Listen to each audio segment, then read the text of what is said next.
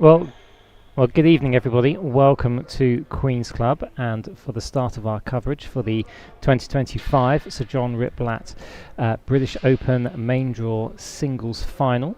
We're about half an hour away from the action taking place here on the East Court here at Queen's, but we'll spend a little bit of time with Ben Yorston here, and we will just give a bit of a recap about all the things we've seen in the main draw over the last 8 or 9 days or so. And we've also got coming up the third part of an extended interview that Ben Gatenbeek has done with Claire Fahey. The first 2 parts of that you will have seen during our coverage over the weekend. And then hopefully we'll have a little bit of time to think about tonight's final and what we might expect to kind of see. So I guess, Ben, let's start off by looking back a little bit over some of the action we've seen in the main draw of the singles. Do you want to pick out a few sort of players of the tournament for yourself? Who caught your attention? Yeah, well, I mean, obviously this tournament actually, as with all of the doubles and singles draws here at Queen's over the last 10 days or so, have gone to form when it gets to the final. You know, we've got number 1 seed, number 2 seed playing tonight, similar with the doubles and similar with the ladies draws on both sides as well. But that's not to say there's not been some upsets. So I think the player that stands out for me has definitely been Will Flynn. Almost kind of 2 upsets on the trot, so to say. You know, came through qualifying fairly comfortably, but has then taken out Darren Long and Leon Smart in succession, looking absolutely flawless in a couple of those matches. Some really powerful volleying in particular, in a way that, you know, I've not seen many other players, even at the very top of the game, able to do so. So he's definitely been my pick. On the double side, I thought Josh Dodgson and John Woods-Casey also played fantastically well as the number 6 seeds, taking out the number 4 seeds the other day. So I think those guys will be really happy with that, and they thought they played really, really well actually also in their semi-final, not quite able to go the distance against Lumley Hamilton, but also really good performances there. So I'd say, yeah, those are my picks for the tournament. What about yourself? I definitely have to agree with you on Josh Dodgson and John Woods-Casey. I thought their match on Friday, Josh Dodgson in particular, some of his volleying was absolutely phenomenal and really made 2 very good players in Schenkman and Smart look quite ordinary during that time.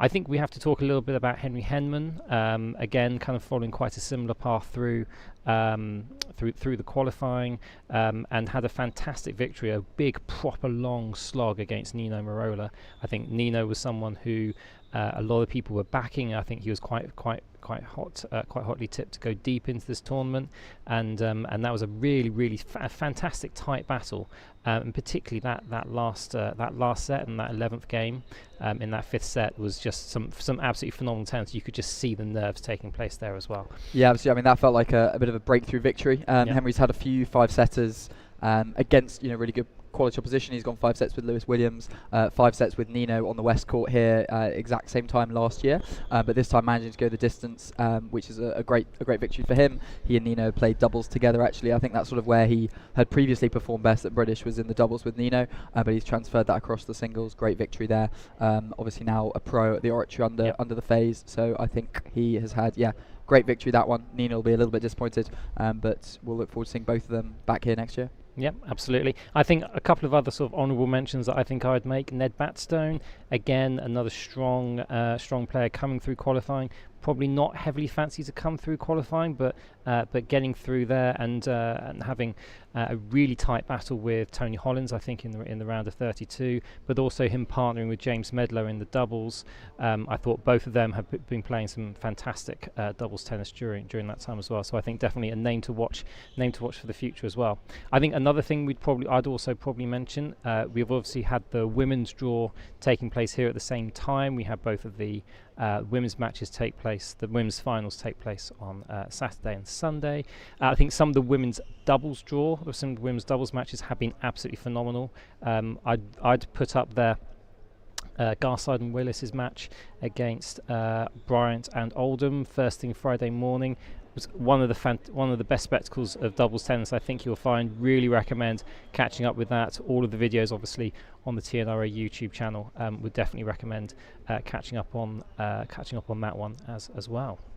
Absolutely. I think also on the singles side, I'd say my pick of the matches in the women's draw was the Lumley Willis semi-final, where Georgie has not yet beaten Tara, but kind of has got closer every time that they've played, getting more games each time, and that was 6-4, 6-4. Georgie flying out the gates, going 3-love up before number 2 seed reeled her back in. So yeah, that was my pick of the matches on that side of the tournament as well. Yeah, and I think Georgia will be happy with that. She's obviously been taking a bit of time to recover from quite a serious injury. So I think as her injury kind of improves, she will then start to kind of recuperate and hopefully start some of those those results will start to go her way. So I guess we should probably focus a little bit about the two folks about to take onto the court for the final. So John Lumley, Nick Howell, as we've said, top 2 seeds. Neither player to have dropped a set during the singles tournament so far. And I guess kind of a little bit of an up and down kind of mix for both those players. So if we talk about John first, his first round match against Claire Fahey, probably a little bit more straight. Well, a little bit harsh on the scoreline, 6-1, 6-1, 6-love. I think Claire was very much in that match a lot more than that scoreline kind of suggests. But I guess John able to kind of turn on the gas when he needed to.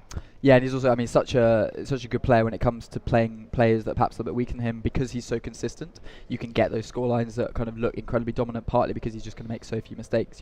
Someone who's who's perhaps slightly more on the more aggressive side of the style of play is inevitably going to have some mistakes. They're almost certainly going to drop some games, even if they're winning fairly comfortably. Whereas for John, if you're down the other end of that, that's a hard thing to deal with. But I did watch that one. I thought, Claire played really, really, really well. But just testament to how well John played. I think, to be honest, on both sides, actually, both of them coming through in straight sets is testament to how well they both played this week. I think most people would be looking at both those semi-final matchups with Sayers and Howell taking on Fahey. Both those guys have had long matches with both of them before. They've had 5-setters in tournaments before. So I think a lot of people would have expected, at the very least, for some drop sets. So they've been on absolutely top form.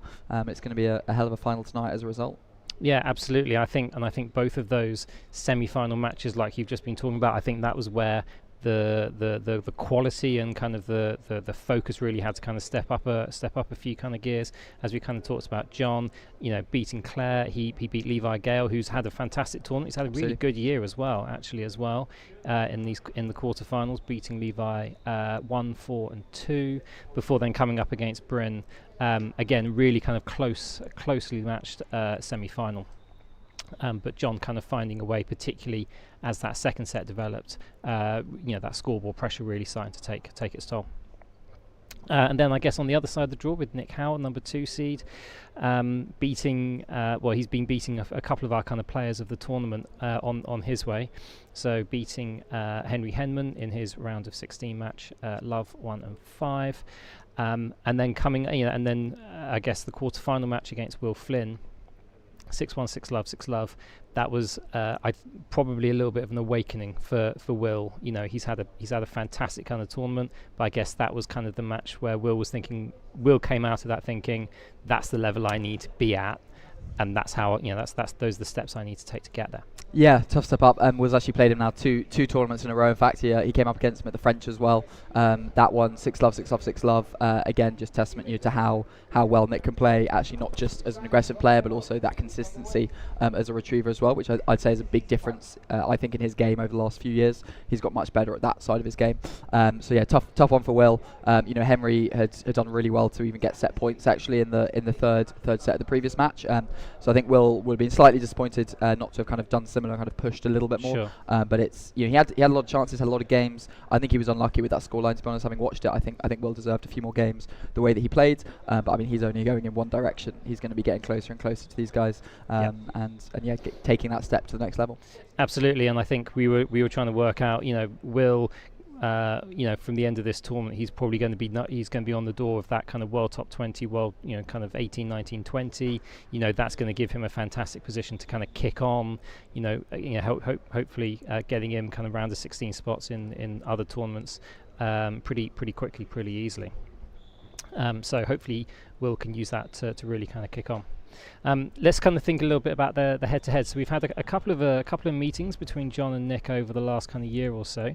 Last time both of these players came up against each other, Champions Trophy final.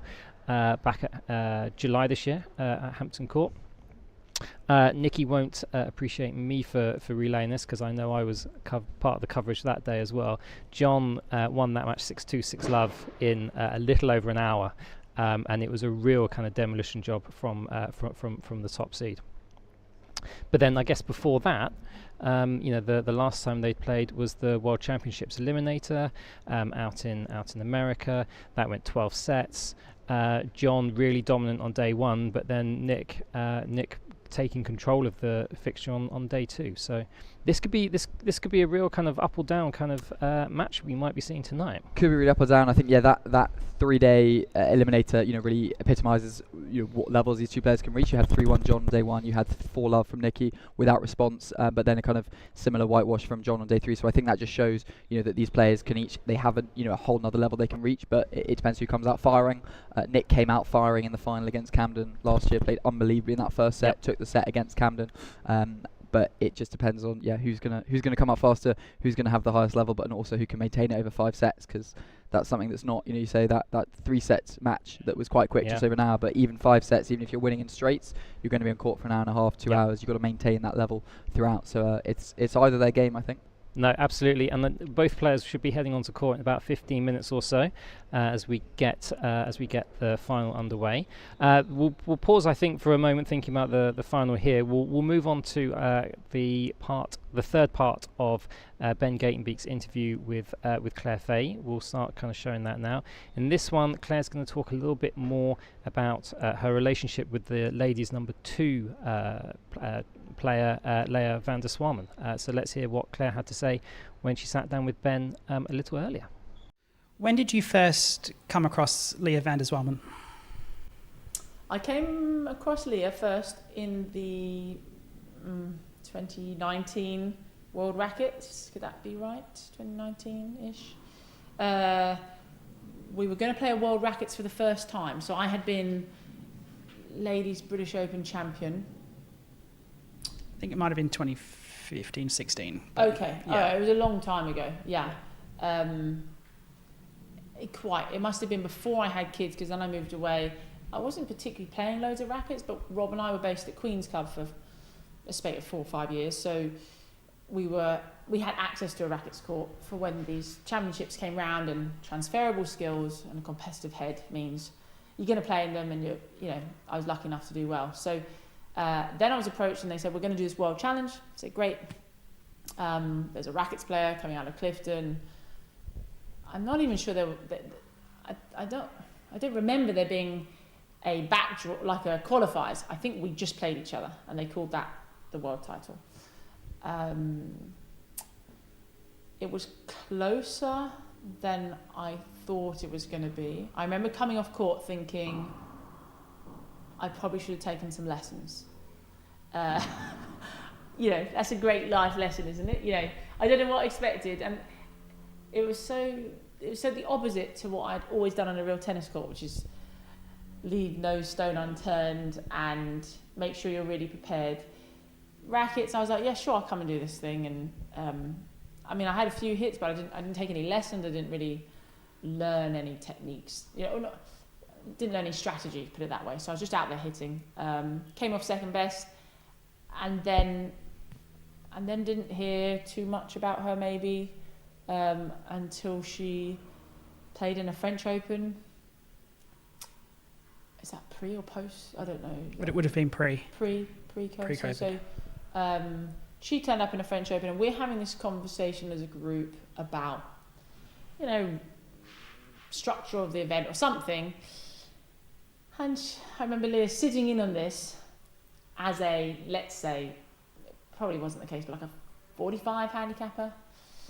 And someone just said a throwaway line, which was like, oh, but she'll be way better than all of us soon enough. And I just remember thinking, yeah, you're probably right. You're probably right, And it wasn't meant in any way, but I was just sitting there thinking, yeah, she's definitely got the ability if she wants to do it. Because for the longest time in the women's game, it was you at the top with Sarah there or thereabouts behind you, with Charlotte and Penny having kind of been on a slightly earlier era. Yeah.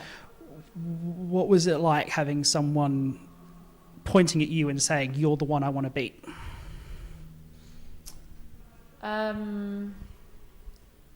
In a sense, I'd always had that with Sarah, with Karen, but also when I dropped from, let's say, 10 to 11 to about 7, 8, there was this real transfer of kind of, instead of me catching other people or looking at, there was a hell of a lot more people, pointing fingers, and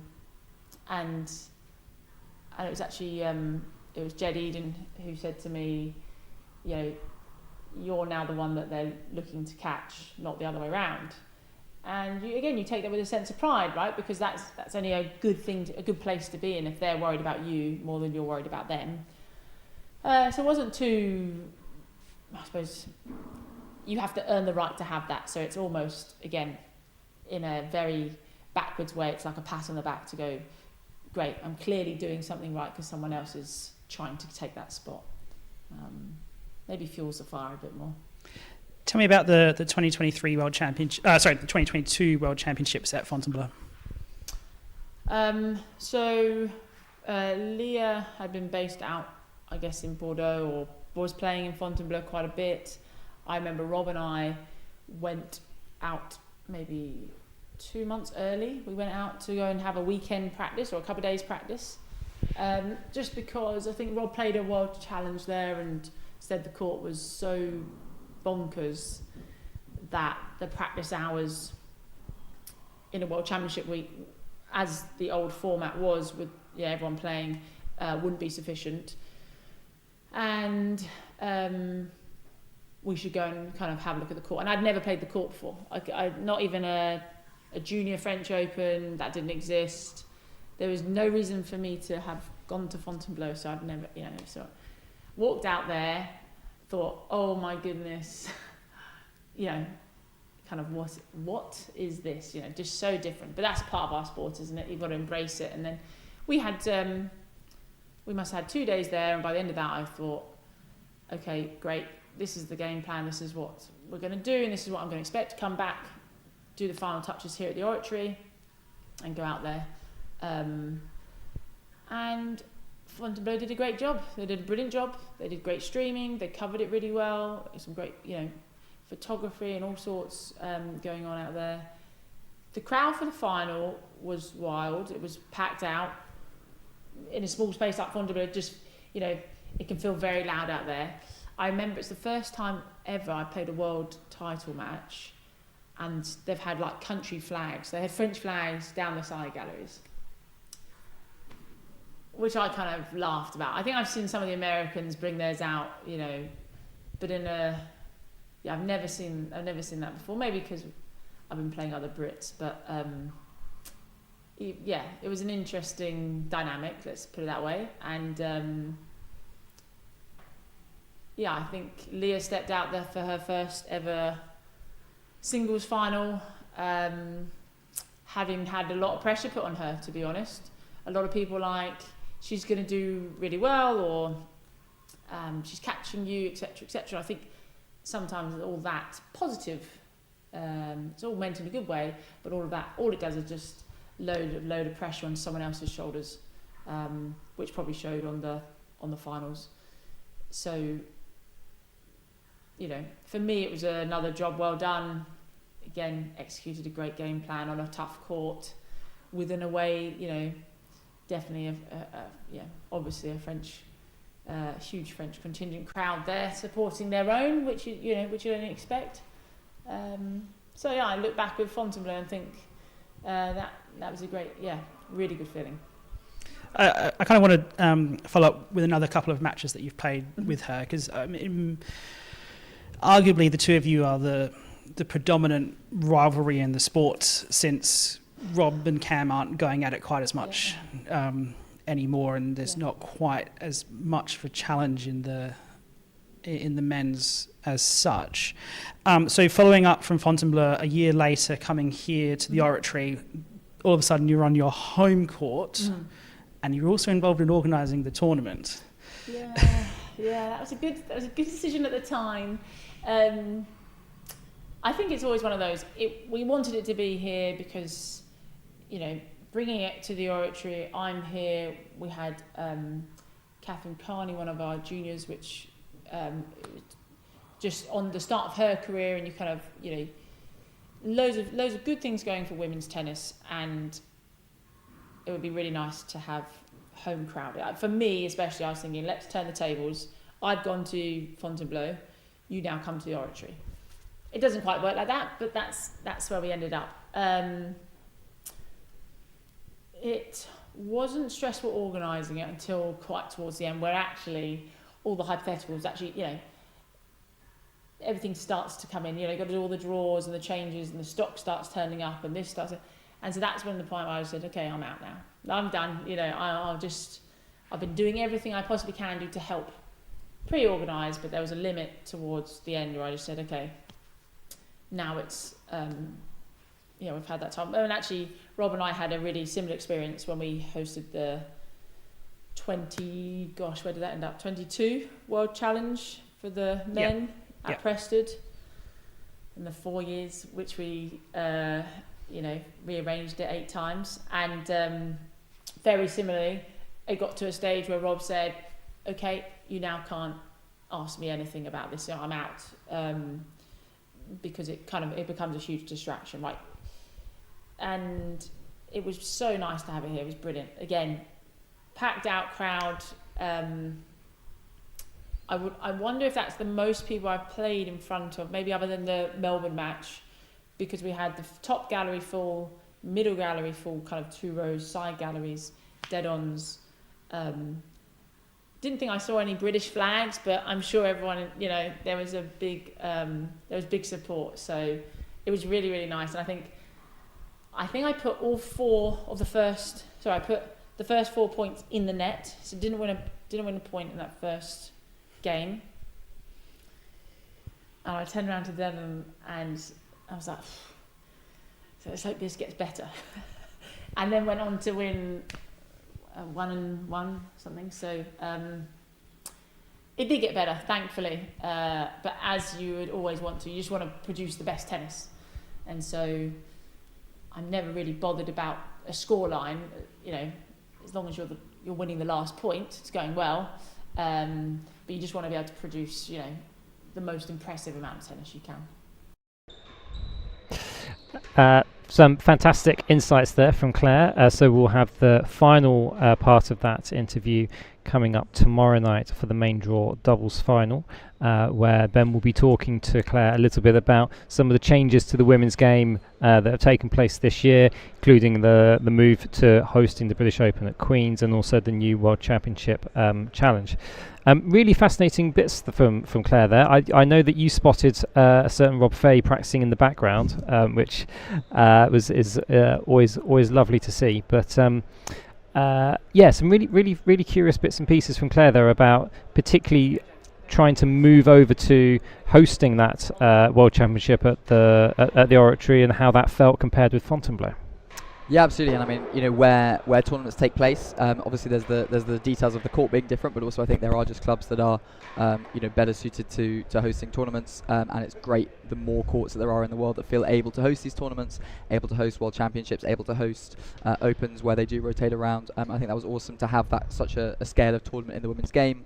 It's been great having the women moving here for the British Open as well, having been in C court over the last 4 years, to see T&RA and Claire facing off in the East court. Claire made a point of talking about that actually in her acceptance speech as well, about how great it was to have that and how much work there's been behind the scenes from herself, from Alex Gar's side, from tournament director Alistair as well. So just great to have them here, and to hopefully see many more tournaments of that scale in the women's game to come as well. Yeah, absolutely. So you're probably starting to hear a little bit noise, a little bit more action taking place at the courts here. Both players have been warming up on the court. Warm up is pretty much all finished. John, I think, has just stepped off court for a moment or two. Nick starting to practice a few of the serves that he might take on. I guess starting to think a little bit.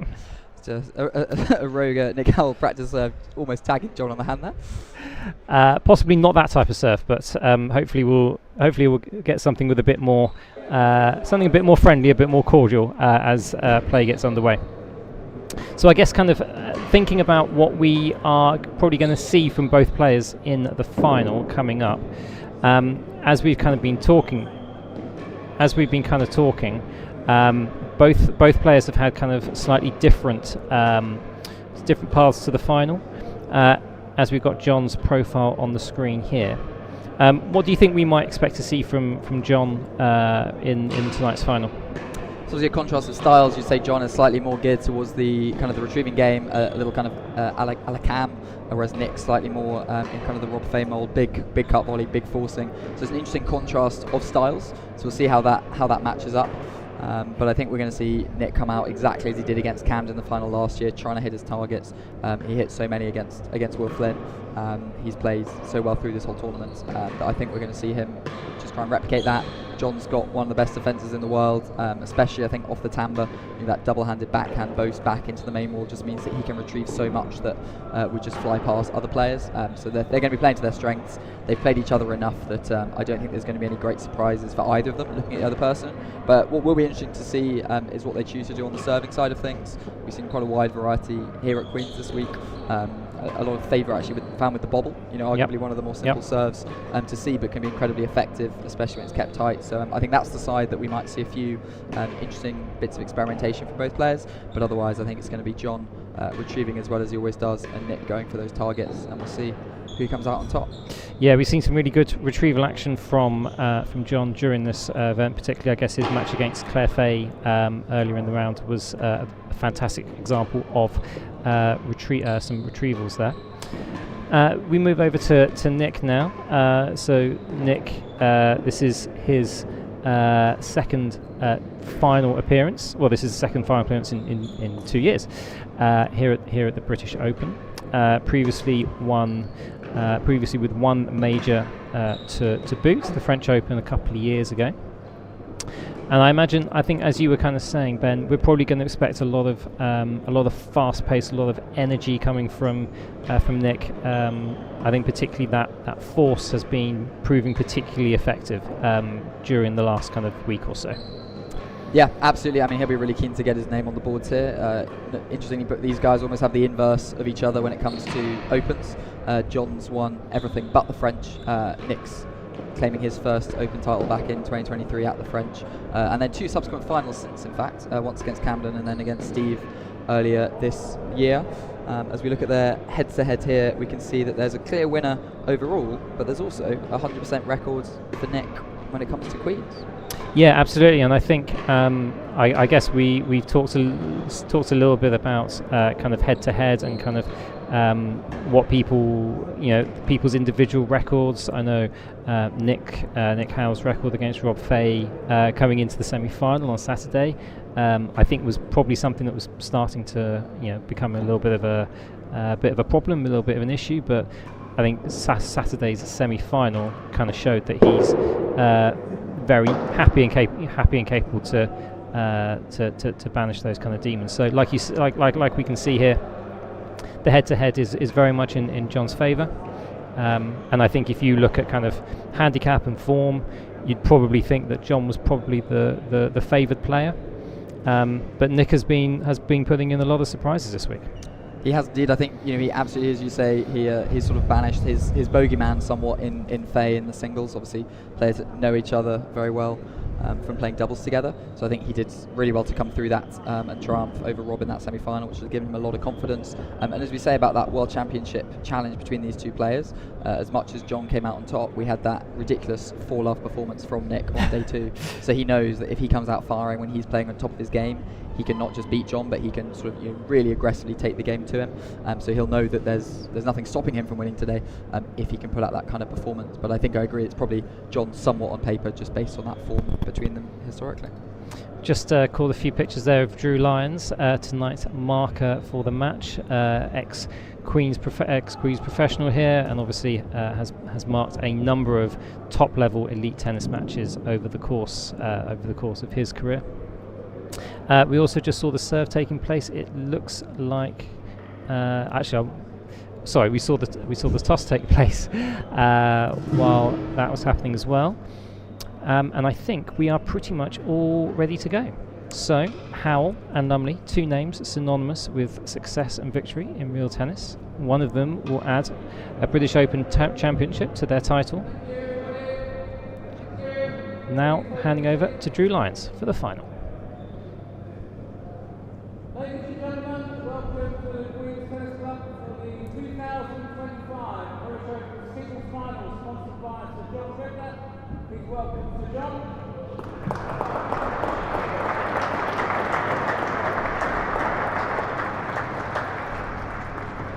Introducing the players at the receiving end, please welcome the number 2 seed, professional from Open Tennis Club. His name is Nicky Howell.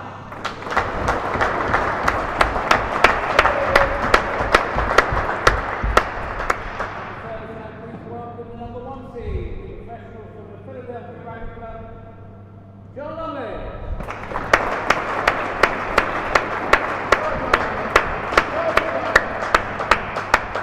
This match is best of 5 6-game sets. John serve, first game double.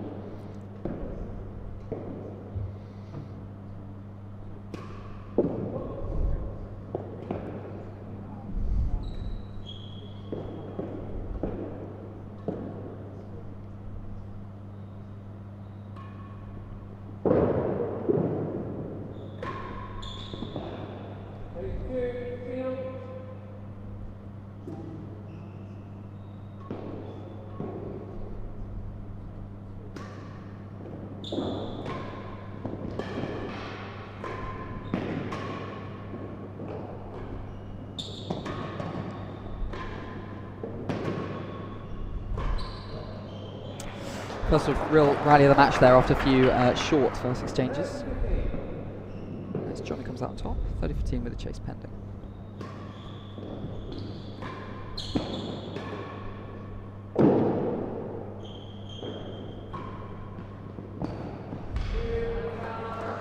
Really nice hold from Nick there. So he comes away with two good chases. We saw there, aggression on the cut volley, getting a couple all the way down into John's forehand. Saw the first force as well, just flying high, and obviously Nick hits with such power that more often than not, if he's finding the penthouse on a full throttle force, it's going to catch a beam or a rafter, as we saw there. But he'll be pleased that he's having a chance early on to get that cut volley diving down into John's forehand. So chase 2 and chase a yard.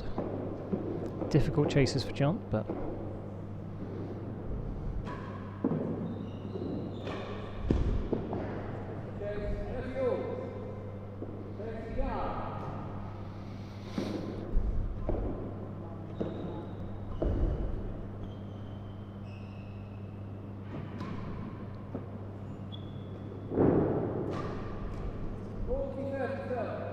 I don't know how that ball managed to stay down. That was so close to the beams.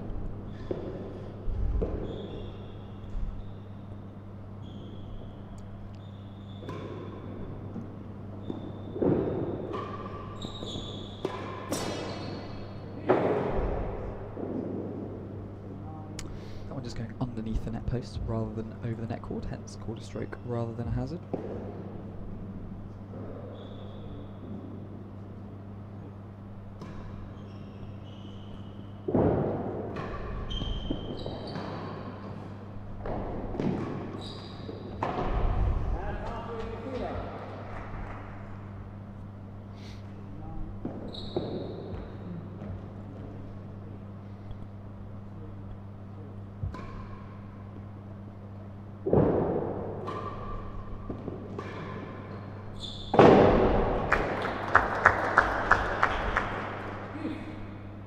open up our target count for the final in our first game.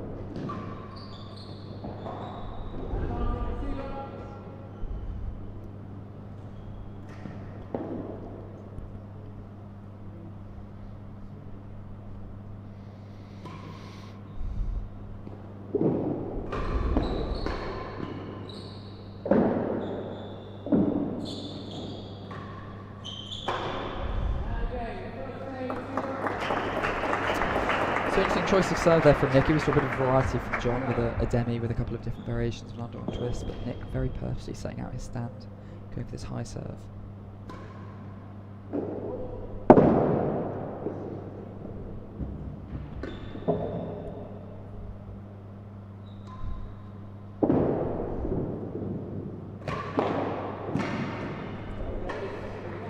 That bobble just falling a little bit short, letting John go for the fat post. Good choice.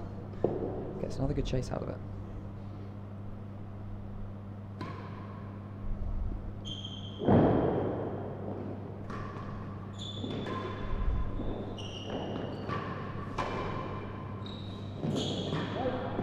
Let's stay down.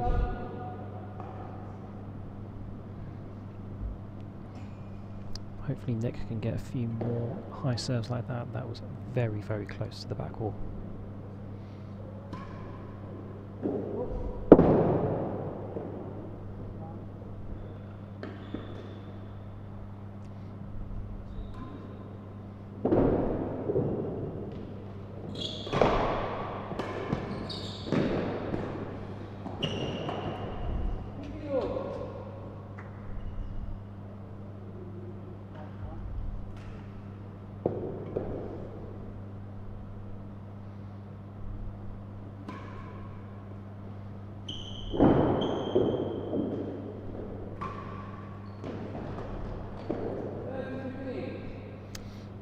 John having a lot of early luck with that ball into the backhand corner, drawing a few errors from the Howell backhand.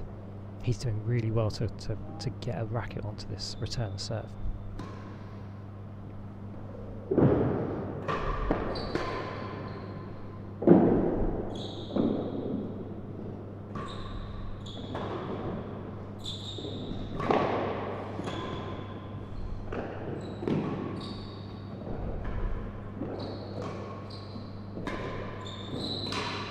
Lovely shot.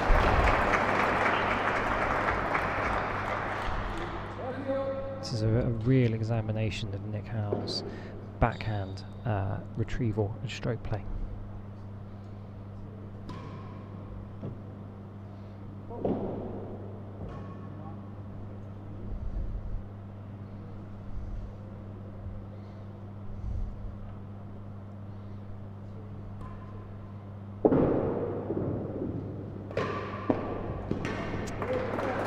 Yeah, it's really good put away from John there. Just again, that bobble just falling a little bit short, having gone for the fat post on the previous one of those serves. I think Nick probably just had half a mind that he needed to cover the backhand corner. So John doing very nice just to mix it up, put in the main wall dead on off the volley from quite high up the court, making it look very, very comfortable. And he's got the he's got the early blood in this match so far. Now, one thing we didn't quite get round to in our coverage before the match, Ben, was a bit of a prediction that both of us would have for today's match.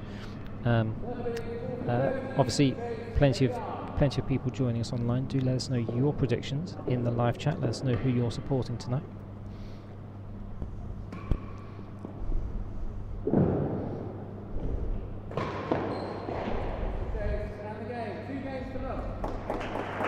Well, every match involving these two in a British Open final has gone 3-1.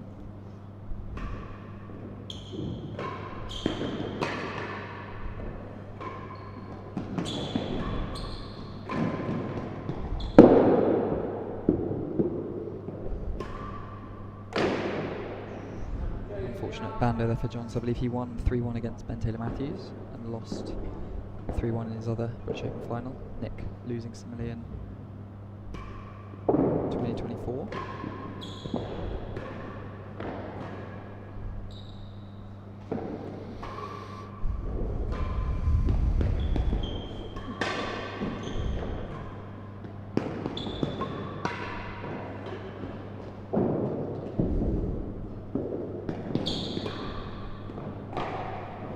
Lovely rest. Great play from both players.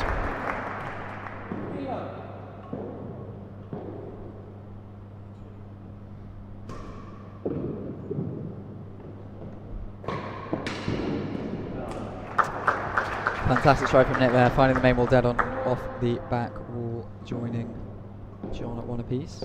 I would be surprised if that was the only dead on we saw from Nicky tonight. I think there could be a few more in store for us.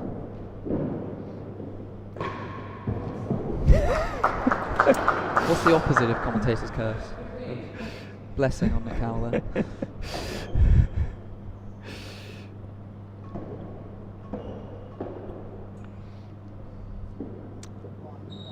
John not happy with that ball there.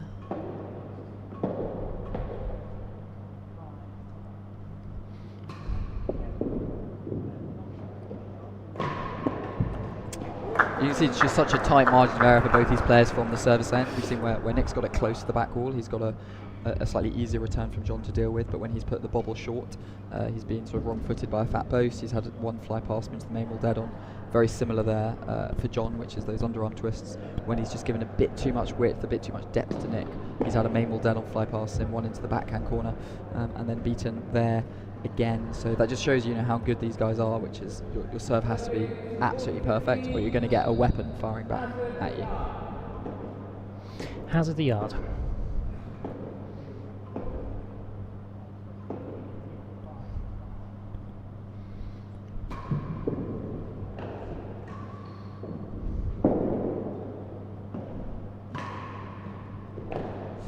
Yeah, good choice from Nicky there. I mean, he obviously couldn't stray into a hazard gallery on hazard yard, but even if he hadn't found the winner there, it just gave John no angle to find a gallery, but he does find the winner, gets it to cut down. You saw his eyes open up there at the chance to kill the ball.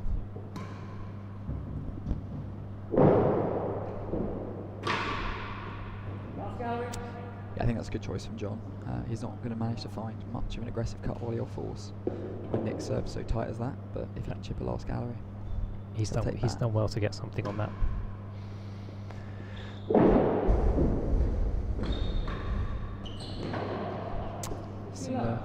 Similar again. Definitely seeing a game plan here from Nick though, aside from trying to defend the hazard. Very much wanting to get that tight, high serve.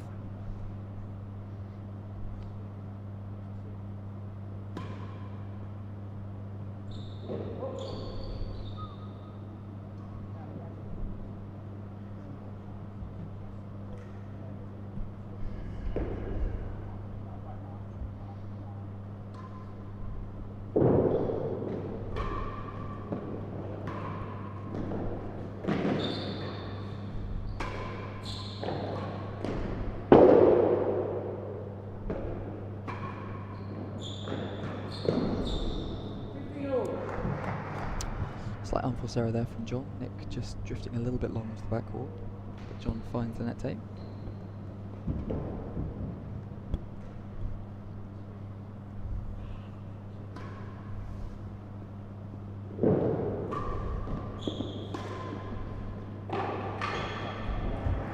Yeah, that's the pattern that Nick wants to get into from the service end. Gets just a slightly easier return for John to deal with, and then he can pump it and really target that grill.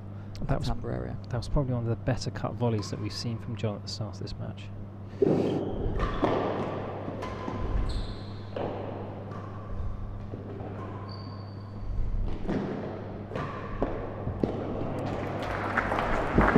a good put away from John, but I think Nick will actually be quite happy because he's looked a little bit more comfortable in the backhand corner in that rally. He's just managed to get one up off the back, which is what he was struggling with a little bit in these early games.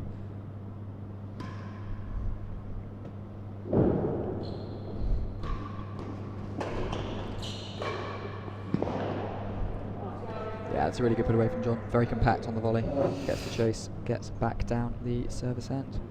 Let's take a look at some of the comments in the chat. I think we've got two comments supporting John, two comments supporting Nikki. So do let us know if we can get a more decisive vote amongst our audience tonight. The Waltonius, what make of rackets are they both using? I think Elliot, you have answered that question for us.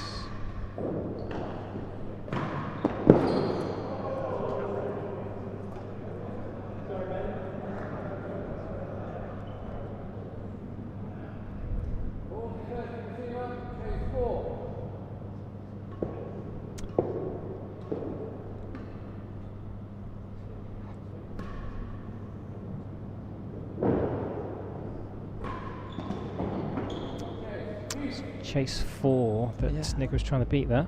Good choice from John, I think, actually, to mix up with the high serve and just really make it quite difficult for Nikki to target that back corner without accidentally drifting into the galleries.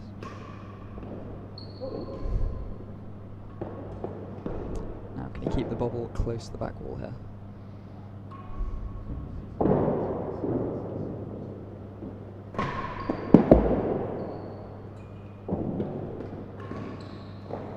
Oh no. Well adjusted from John, actually, because that ball looked like it was going to drop into the gallery, just hit the edge of the penthouse, and John almost put it away, but instead finds an edge himself.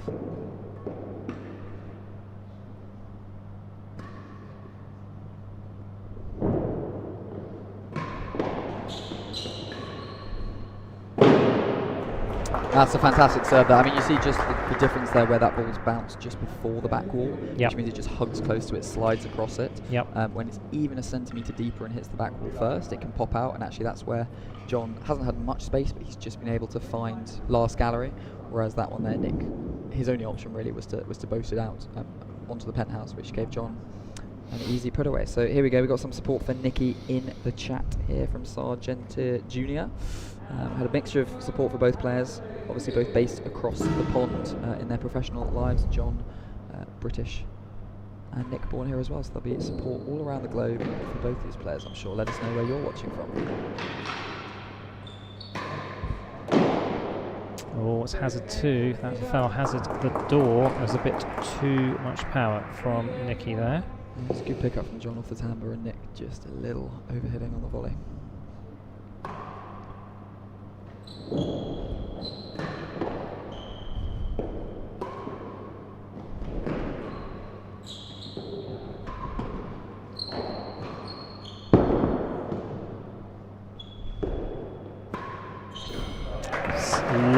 Lovely dispatch. Bit of a rogue shot from John there.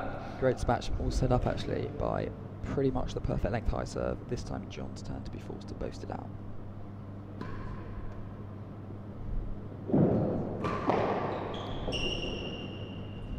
That one a little bit shorter. John opts for the fat boast again, gets a chase in the backhand corner as his reward. I think John wants to try and use that shot as much as he can. He's been getting a lot of results down this backhand corner with the fat boast.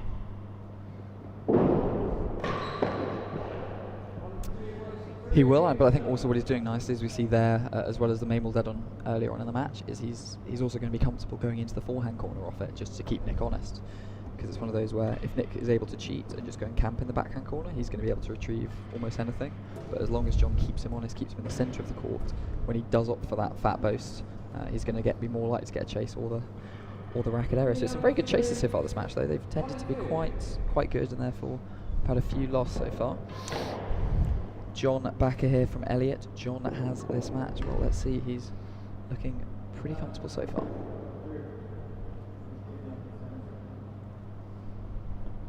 I think there's just a light or something reflecting. I think a few folks in the dead on who need to be sitting down. Here we go. Chase 1 and 2.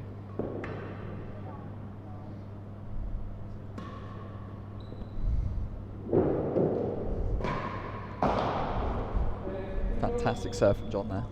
Even on an easier chase, Nick would have struggled to beat that. That was a long way away from the dead on.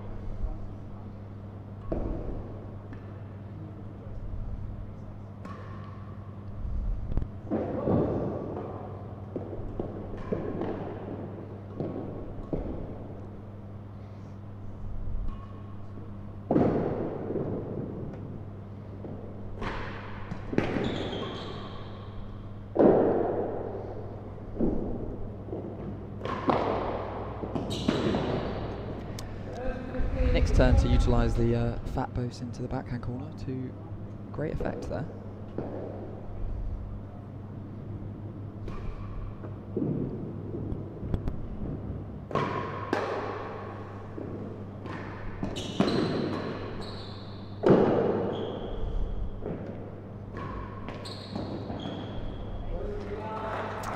Yeah, really good weighted ball on that one from Nick there. Had the chance of the penthouse. He's put a lot of cut on that. Gets worse than a yard. 30-15. He'll be keen to get back to 2-3 within a game of John.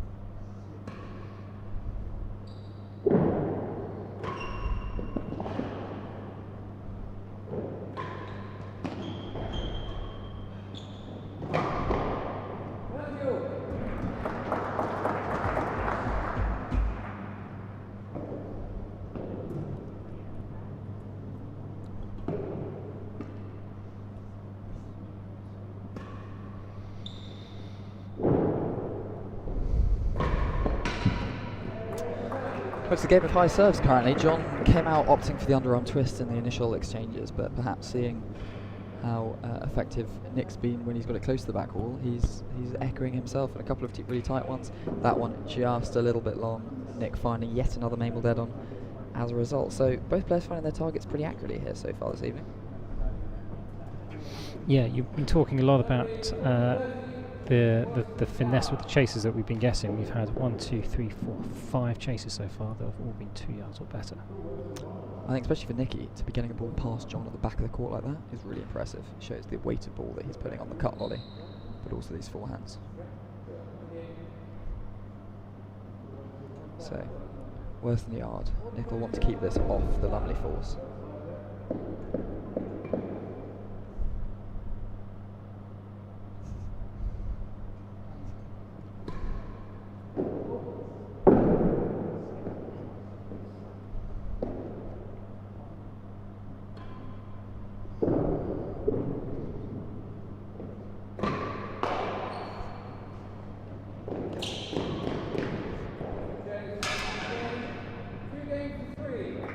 That is some very good defense from Nick. A slight element of luck there as he did not quite find all the strings on that volley defence, but he did enough. John slightly on about not to go for the force from that far up the court and couldn't place it better than one.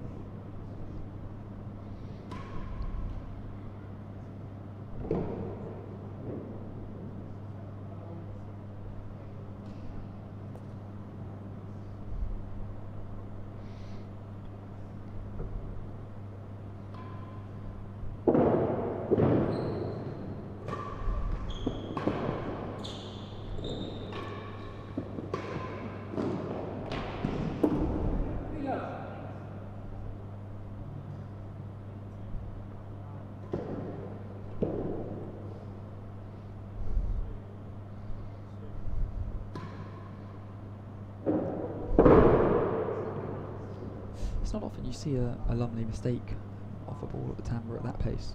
I think perhaps just caught in two minds as to whether to boast it back into the wall or go straight cross court. They came off the frame. It kind of looked like he just kind of misjudged the bounce of it altogether.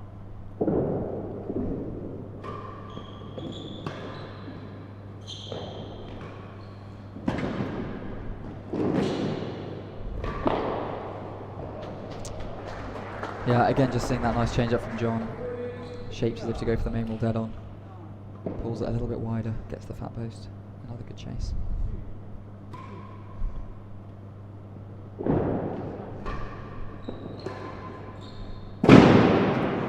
That's the pattern that Nick wants. Yeah. Difficult serve, difficult retrieval. But John's not quite getting that precision on that cut volley, so opens that opportunity up for Nick to play the winner. Follows it up again there. Again, yeah, that one just drifting a little bit long onto the volley. Finds the grill.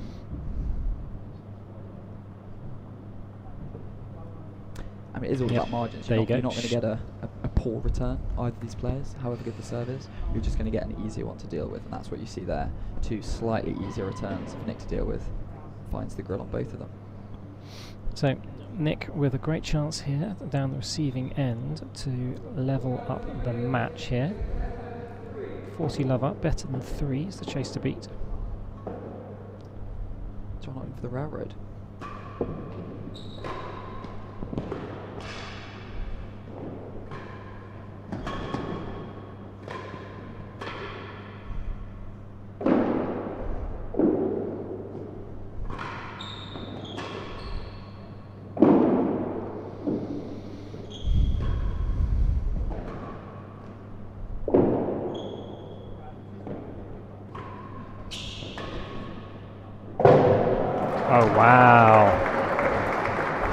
John was a little bit nowhere in some of that. There he was doing some fantastic retrieval, but not really able to attack in that shot right until the very end. He somehow finds his way to the grill.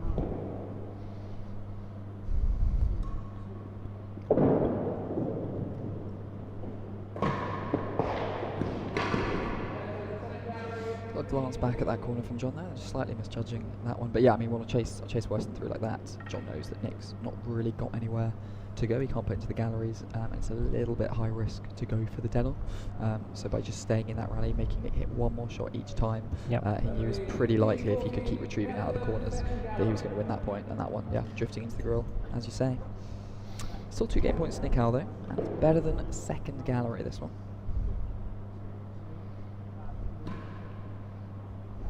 Good look for last gallery here.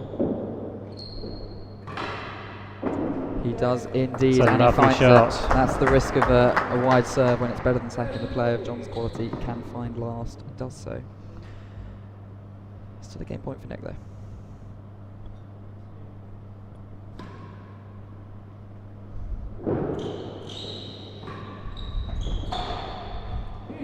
He's found his way back to deuce there from 40 love down. Yeah, I think Nick will be annoyed at that. That's the exact shot that he made a few errors on in the early exchanges as well.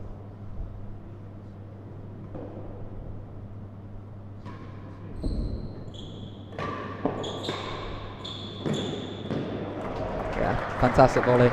Just wide enough that John slightly misreading the edge of timber there.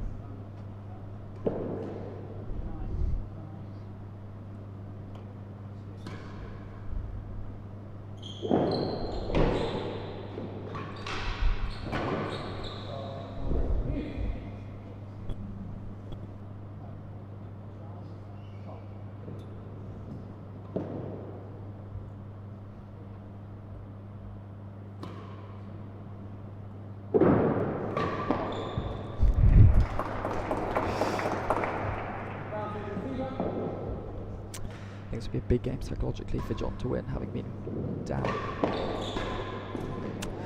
And he does so, and that is a really significant game, I think, in the course of this first set. Nick had a couple of chances there to get back to 3-all, but instead it's a 4-2 lead for John.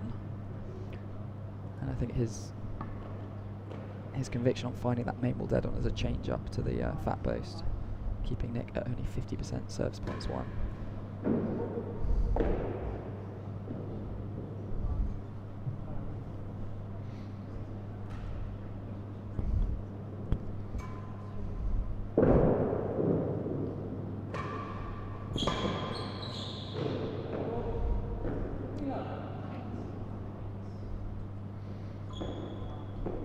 That return from John really finding the corner down here at the forehand end.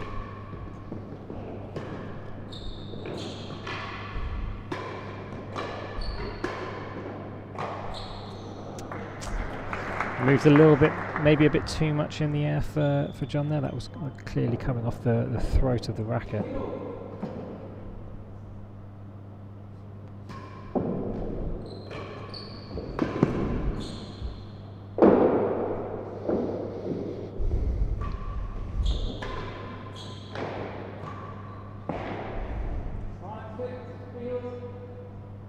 Yeah, good choice from John there. Popping it down the line, getting a decent chase. Nick back to the high serve.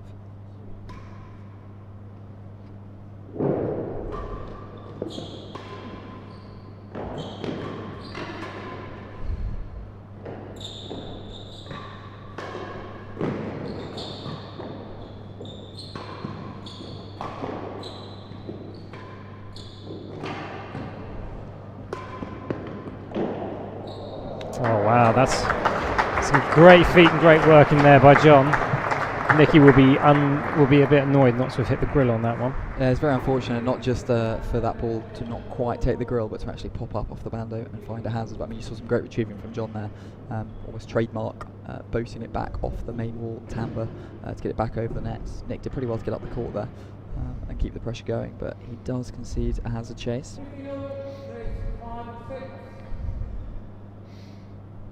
Darcy Blaber, let's go John. We were talking a little bit about women tennis stars of the future. It's good to have you with us, Darcy.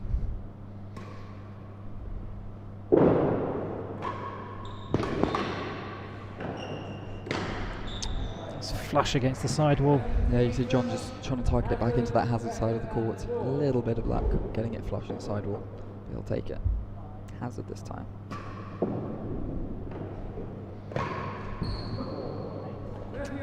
It's a good choice from Nick, because I think John would have been expecting a slide into the galleries, or perhaps a cross-court smash to try and get a chase, but straight down the middle instead.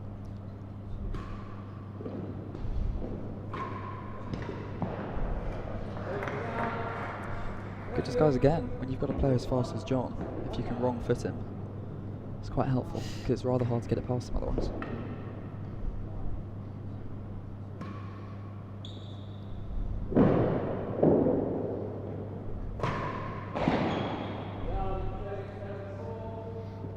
Yeah, John clearly deciding on that second one not to risk damaging the scoreline a little bit more. He knew he was going to have to go down the other end, and particularly with a better than 4 chase that's been set, he's got a good amount of courts to attack. And I think particularly given the line and length that both players have been achieving so far, he would definitely back himself to beat better than 4 on the floor. Beforehand, chase a yard. Yeah, I think John might step in and try and look for that main wall dead on here.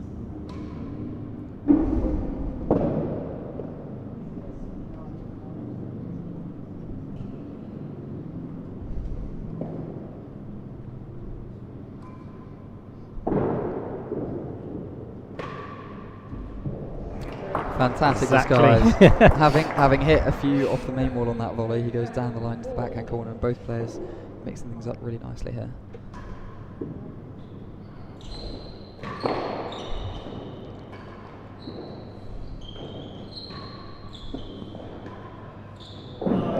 It's a good way to deal with the point. Beautifully done by Nicky there. John actually opting not to slide it into Nick's backhand there, going down to the forehand corner, but Nick gets under it and pops it into the winning gallery. He's Nick's done very well to fish that out from basically underneath his feet.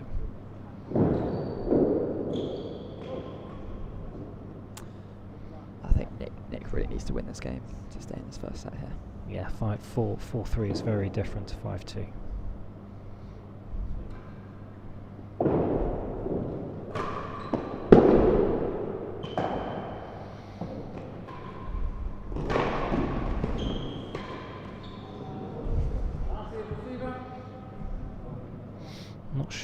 Not sure Nicky was getting the kind of the kill shot he was looking for, and that shot coming off the penthouse gave John a bit of an option there to grab a point or take a chase.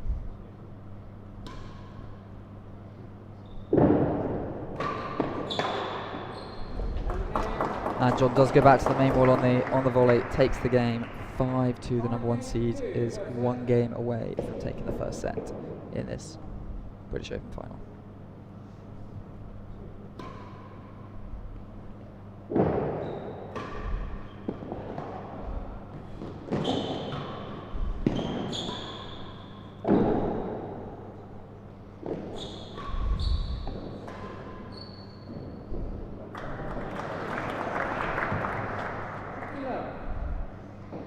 I think we start to see Nick with a slightly different tactic to inject a bit more pace into some of these rallies.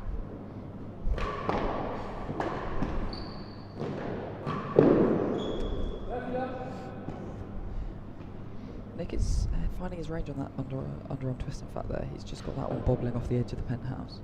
Lots of cut. Mixing it up with the high serve just to keep a bit of variation.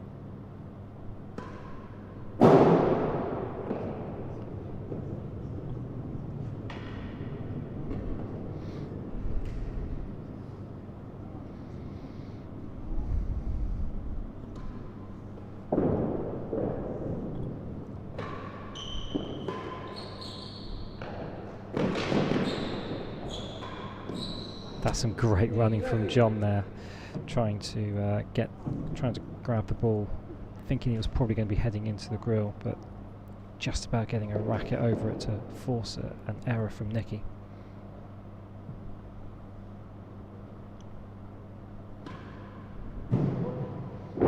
It was great reactions from him because he was playing for the Tampa there in terms of where he'd been positioned and was completely flat-footed, but just so fast off the mark to get to that one underneath the grill.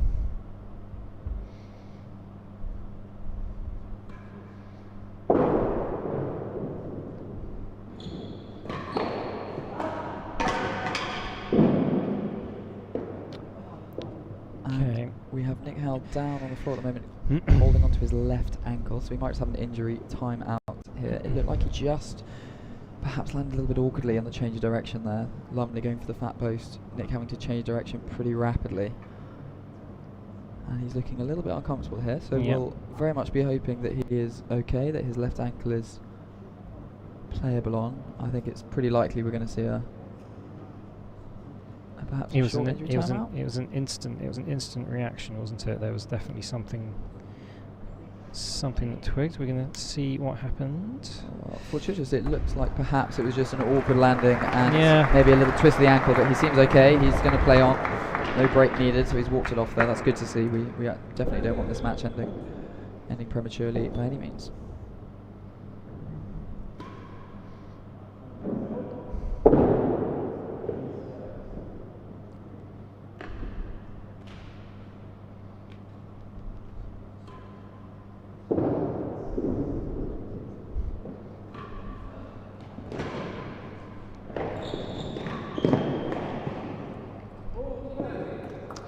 We'll keep an eye on how Nick's moving, but he seems to go into that backhand corner okay there, so fingers crossed all okay. But it is a first set point to John Lumley. This for 6-2.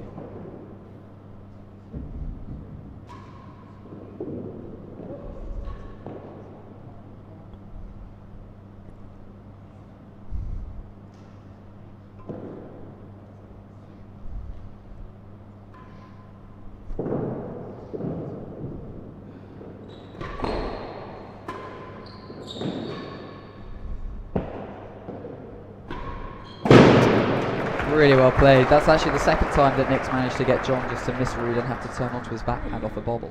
Just bouncing really nicely off the edge there, so saves one set point. We're back to deuce.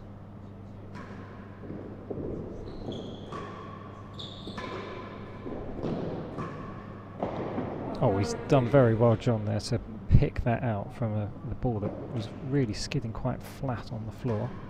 It spun really nicely on it. But that's a fantastic set of hands from Nick Howell there, diving into his forehand volley, defending the dead on and finding a really great volley.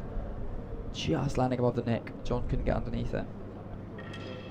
We see here this put away into the grill from Nick. Fantastic conviction. Well, after that slightly awkward fall onto his left ankle, Nick's done very well to pick himself up and save set points and a chance to pull a game back here. He won't be giving up on this first set easily if he can help it. No, there's definitely a long way to go in this set still. You see a few members watching. You see Jamie Giddens there, who played in this year's tournament, and of course head pro Ben Ronaldson watching on wistfully as well.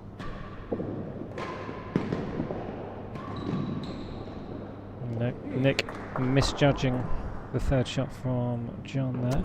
Yeah, he's aware on a chase last gallery that every single hazard's open, so I think from John's forehand corner he knew he had to gamble somewhat. John perhaps spotted him or just played the shot he was always going to. Finds the winner. Back to deuce again.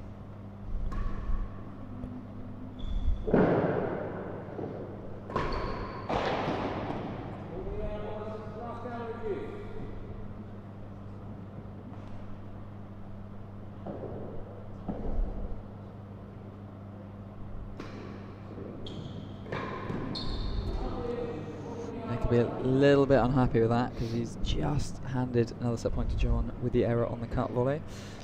Let's get into some of the messages in the chat. Go Nick from Sissy Sullivan. Go John from Jamie Pordoy. Tom McConnell, this is a strong message to Mr. Lumley. If you don't win, I'm not going on your stag do next year. Well, that's motivation, if nothing else. Howling at the moon. Let's go Nick. Set points. And John does take the first set at the second time of asking there, so it's 6-2 to the number one seed, John Lumley. He takes the first set of this British Open.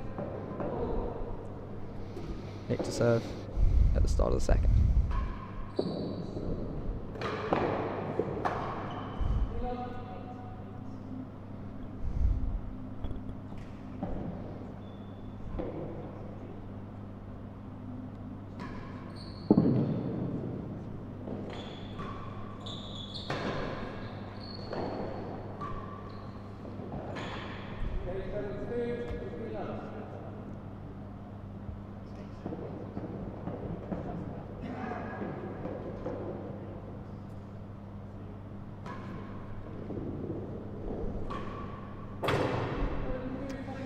Something I think John's done really nicely today is mix up the aggression with the retrieving, but also with taking things like gallery chases. He's gone for the main ball dead-ons, he's gone for the aggressive returns, but he's also been happy to play the galleries as well. As we have a look at the stats from that first set, anything stand out to you there? I think the big thing that's going to shock people here is that John won that set 6-2, but he served 26 points compared to Nicky Howell's 51. John very happy to be taking points down, to be standing down the receiving end and still taking points off Nicky Howell and moving the scoreboard along. Chase is better than 2.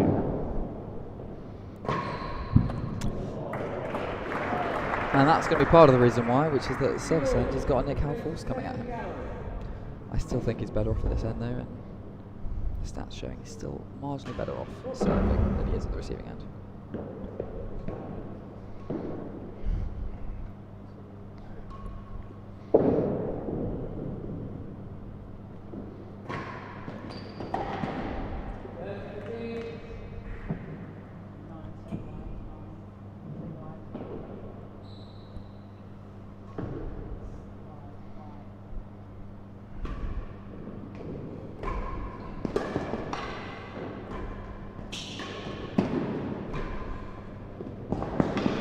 Oh, that's fantastic tennis. It was a great volley down the line from John.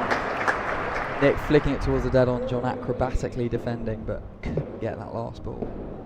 So Lots of running there, start. side to side by John.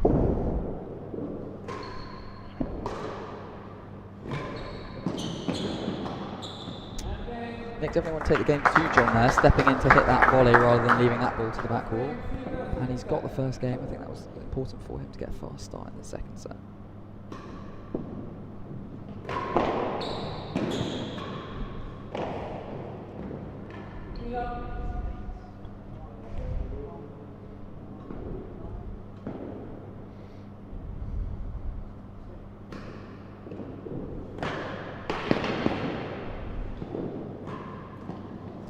That's some serious pace on that return serve, which, to be honest with you, John wasn't really doing a good job of getting a racket onto. That will make Nick feel better. That was pretty textbook there. Rotate round the top foot, put it into the main wall, into the dead-on, and hold the pose. 40-15. Ooh, Nick's feet were looking just a little bit kind of out of the way there. Couldn't really put much onto that return serve. It was an interesting contrast actually in this game, because that force, he looked really solid base, rotated around his left foot, but actually on the backhand error a couple of points before, his stance had just sort of opened up as he went to hit the ball. Likewise with the cup volley where he made the mistake on, just a little bit loose, opened up a bit early there, so he can strike a ball so well when he's looking solid, but obviously with John putting different spins on the ball, different serves, he's just trying to get him off and draw those errors. As we see here, that fantastic main ball dead on that Nick found. So John with a chance to get on the board here, but he's only got half a yard to aim for.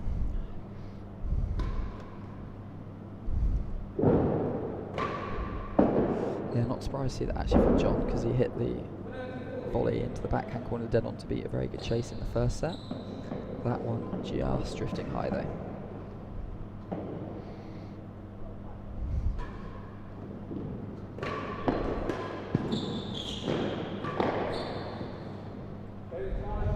Good base from John, kept that one low over the net. Nick couldn't quite get there. As we see, let's go Ben G from Kilcarey. So some support for the AV team from across the pond from Mr. Ryan Carey, the American long-lost brother of Ben Gatenby. Good to see you joining us this evening, this afternoon, Ryan.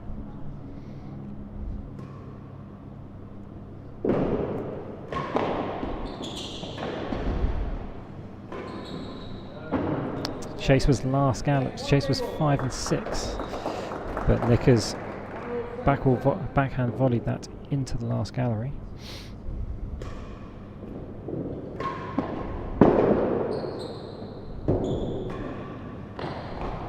Yeah, no surprise to see John take that one off the penthouse on the double-handed backhand volley.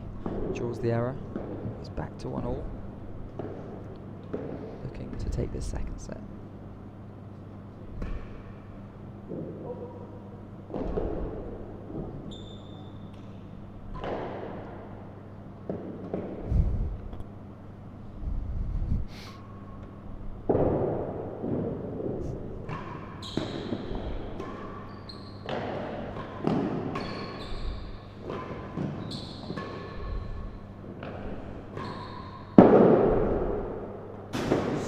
That's unfortunate for Nick. He did so well to stay in that rally with a great retrieval under the grill. Got the chance, went for the driven backhand, just spinning off the penthouse and up out of play there.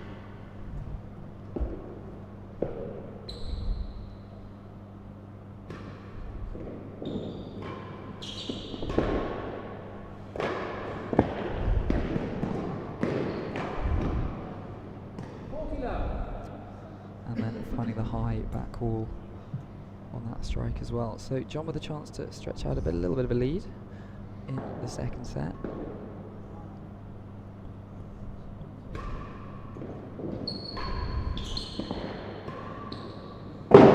Converts it. Slightly overhit return. He does so with a grill.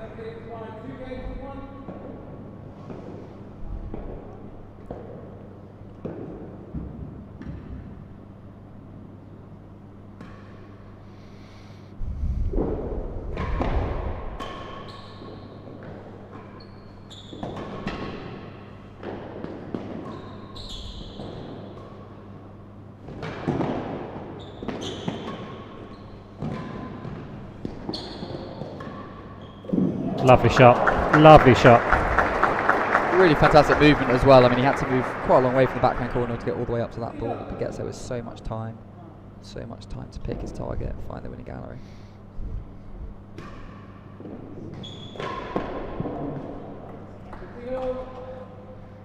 Nick follows it up with his own target. Great volley there.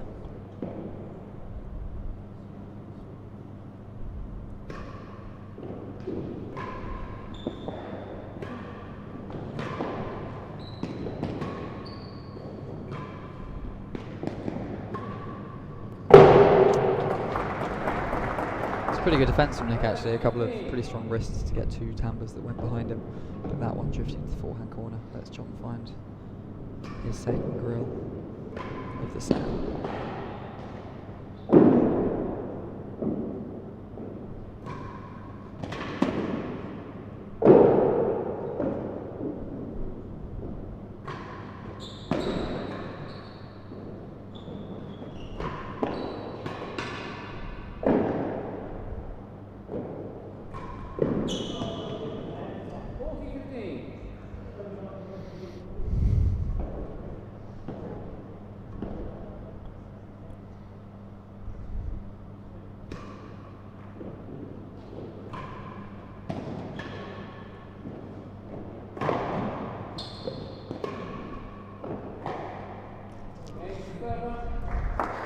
Game's starting to move a little bit more quickly in John's direction now. 3-1 up.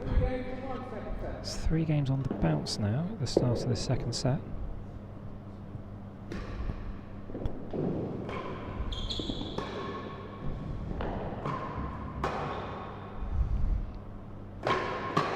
Ooh. Some serious venom on that force there. That was travelling pretty quickly, frankly. I think John did pretty well to get a racket to that at all.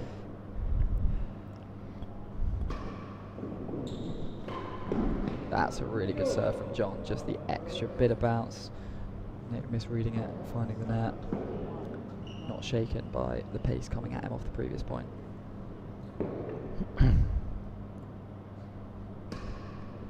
That's a bit short.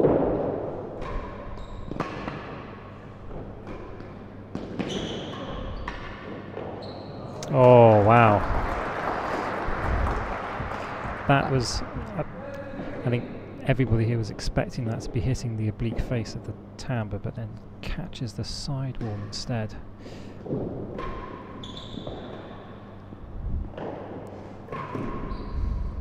Yeah, I think the biggest problem for Nick actually from the receiving end at the moment is that John has just looked better and better throughout this match. He's now getting underneath every one of those cut volleys. So whereas Nick was getting those great chases early on in the match, John's now making him play one more shot and getting quite a lot of errors out of Nick as a result. And then popping them in the grill as well. So things moving very quickly in the number 1 seed's direction. As you say, it's 4-1. He's just 2 games away from a 2-love lead. He's taking the lead in the grills as well.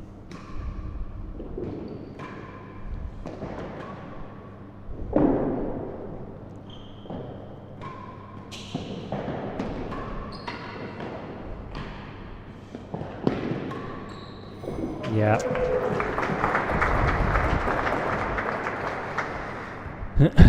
You can start to see John taking those opportunities to find a target, whether that's on the grill or in the winning gallery. Finish these points, move things along quickly, put a lot more scoreboard pressure on Nick.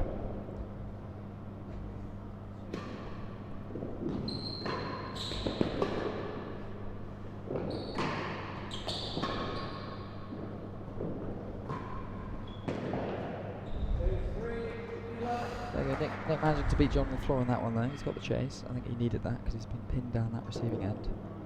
He's been down there about 20 points at the moment.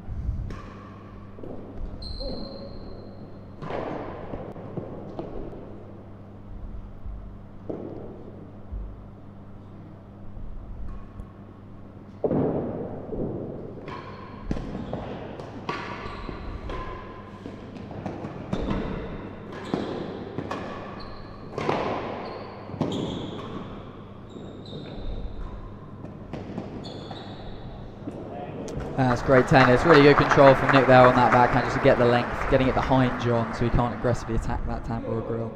It's well played. So a couple of times there that the ball's going well behind John. Really having to move his feet to get himself into position.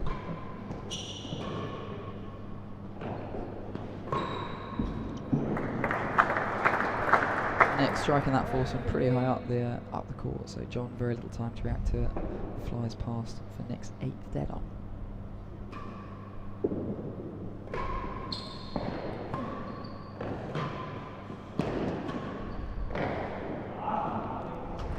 Caught him on the shot to the timbre as well. Nick very much out of position on that one.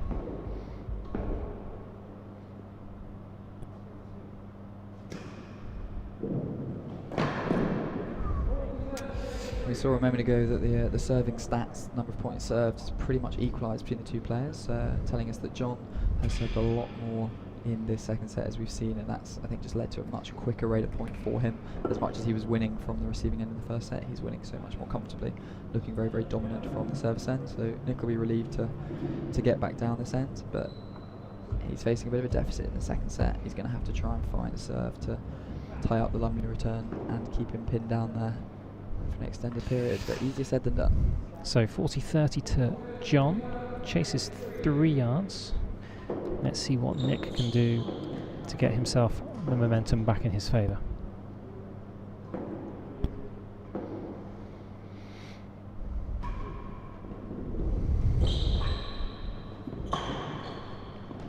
It's a great return from John there. Definitely needed to be played there from Nick. He is on one to win on chase 3 there, so it's 5-1 and just 4 points between John and a 2-set love lead.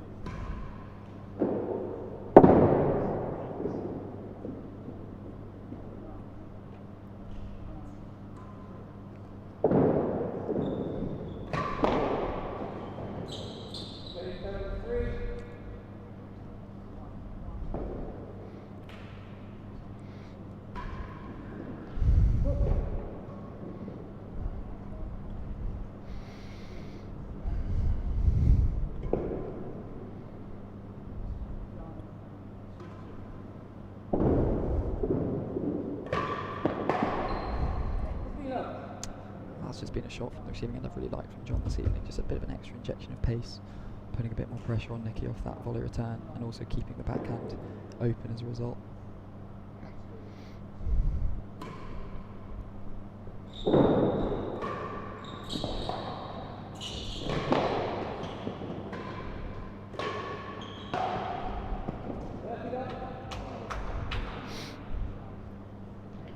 I think you're going to see Nick run around quite a lot for the next few points. He has not been serving particularly long. He's already facing a chase, so you'll know he'll have to change ends soon enough.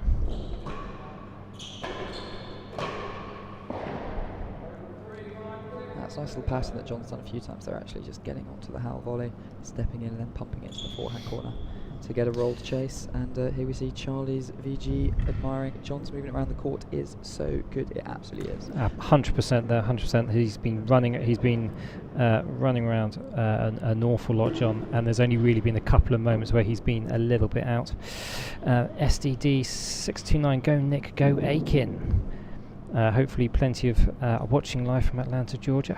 Hopefully the weather in Atlanta is lovely. Haven't been there in a number of years. Fantastic part of the world to go and visit. Better than 3 is the chase.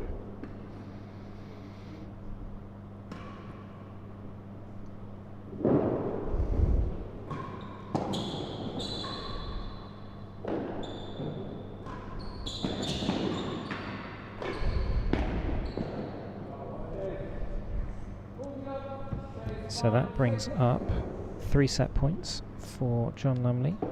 Chase of 5 and 6 to go 6-1. Takes it at the first time of asking. 6-2, 6-1. It's been a dominant performance so far this evening from the number 1 seed as he looks to add a second British Open title to his trophy cabinet. Nick's going to take a little bit of a pause to try and reset, perhaps a new racket. Do you think we're going to see a change of tactics here? Well, I think something's got to change, and I think to begin with, the very first thing he needs to do is he needs to get down here. He needs to be setting some chases. Maybe we're going to see some more gallery chases as a way of getting that service end. Not really seen gallery chases used much in this game. You're right, we've seen a couple from John, especially when the serve's been quite wide, but I think you're right. I think we'll see maybe some galleries, but also I think some low forces, trying to get some driven nicks. Things like that from Nick. Yeah, by our count, we've only had 2 in last gallery and 1 in second gallery, so maybe we'll see something a bit different.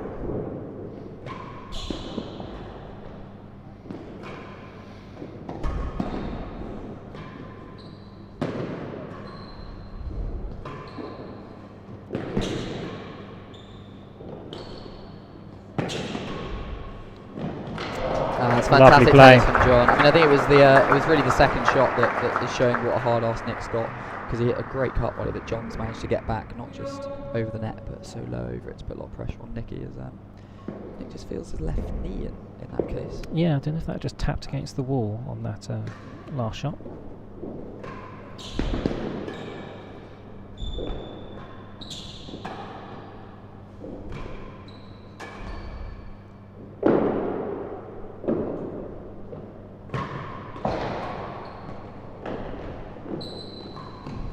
Oh no. Fantastic hands from John there, volleying that one off the back wall. Nick perhaps caught in 2 minds as to whether to perhaps leave the hazard chase, perhaps try and put it in a gallery. Unfortunately, just dragging that one down into the net, changes rackets. I mean, hindsight's a wonderful thing, isn't it? I mean, we'd all look at that and think the best thing to do is to leave it for the hazard chase, but in the moment.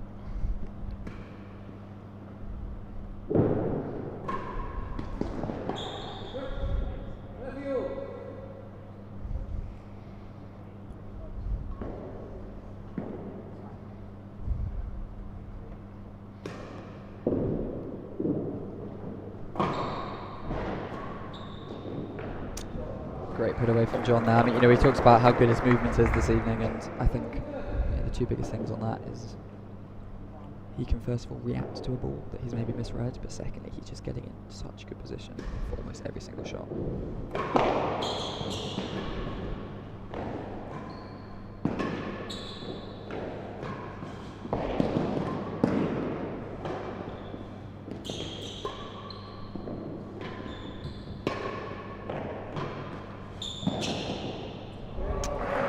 Couldn't quite get to Fantastic that play. one though. That's a good find from Nick there. Good whip Yeah. up against that side wall.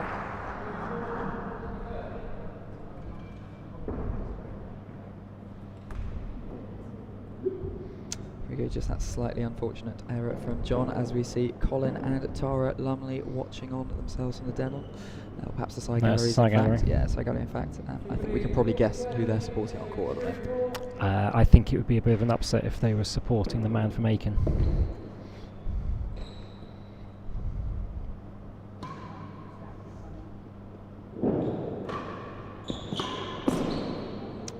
Tara herself, obviously a British Open champion this week in the doubles and runner-up in her singles. As we see the first game of that set go much the same way as the second.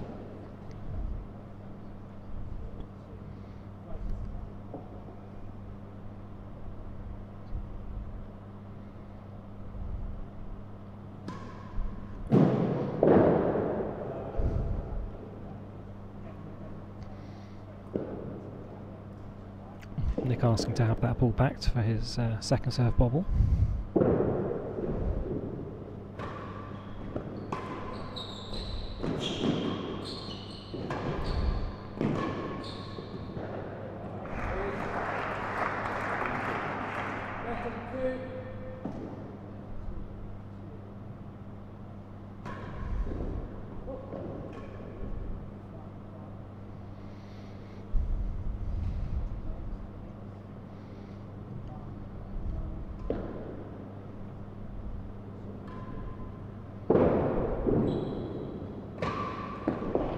Oh dear.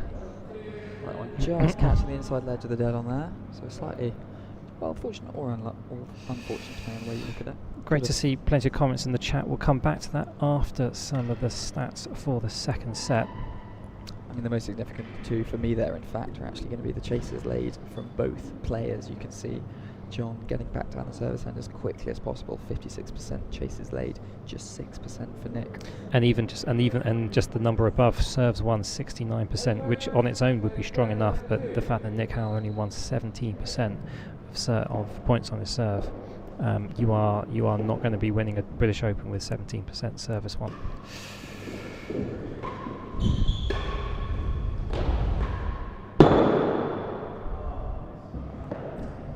Chase is better than 2. Well, it was better than 2.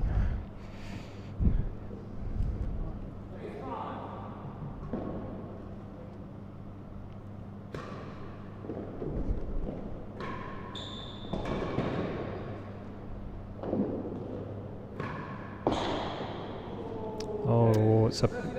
Nick just missing the dead on by the tightest margins there, and unfortunately losing the chase 5 as a result.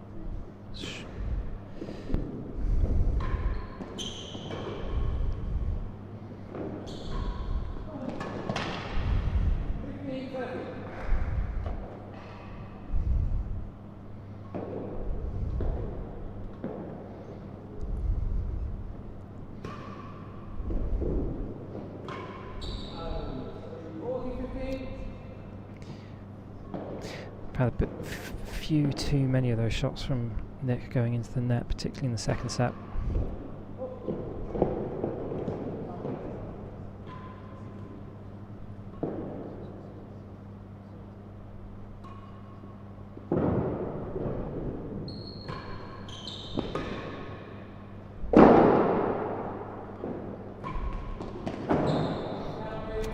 We talked about the choice of taking some galleries and Nick opting to do so here, which I think was a good choice there. His body language currently just looking a little bit negative, understandably, given how well his opposition is playing. Let's jump into the chat. John Schaefer, come on Nicky, we've seen you win 4 straight sets. We're only asking you to win 3 straight sets now. It's a clear reference to the eliminator between these two a little bit earlier in the year. Simon Benny, pretty new to RT and loving watching these two skillful players. You would do very well to get a lot of hints and tips about playing the sport from these two.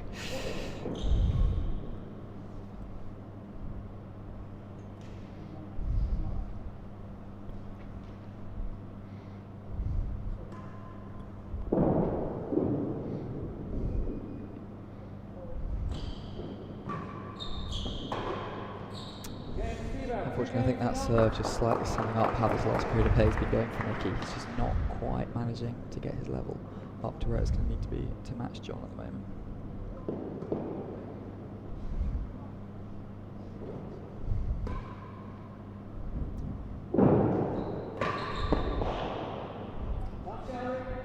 He's rubbed his sort of ankle and knees a couple of times this match, and it's perhaps nothing too serious, but obviously at this level, even a minor ailment is going to be tough to deal with. Yeah, wondering if that's now starting to compound a little bit more as this match is going on.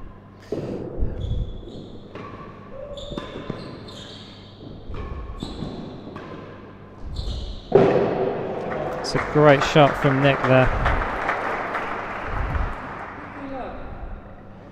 John, I think, reacting a little bit too late to seeing it going into the grill.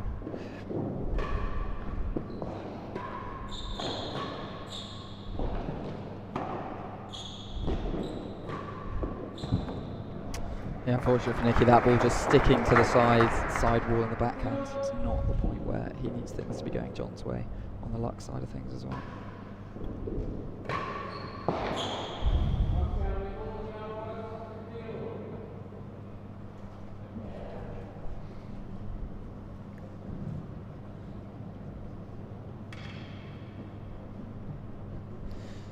See John looking very businesslike, very composed throughout this match so far. His plan's been working to perfection. Nick still trying to gee himself up, trying to figure out what he can perhaps do to put some more pressure on John and get back into this match. He's back down the receiving end though. We'll start off with a last gallery chase.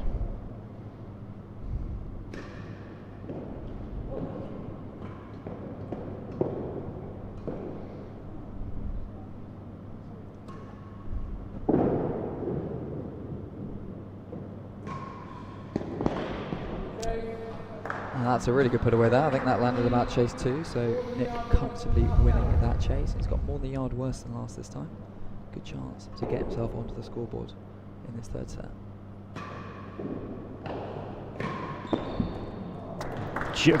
I thought that was actually a pretty decent railroad, but very much dispatched with a lovely main wall from Nicky Howell.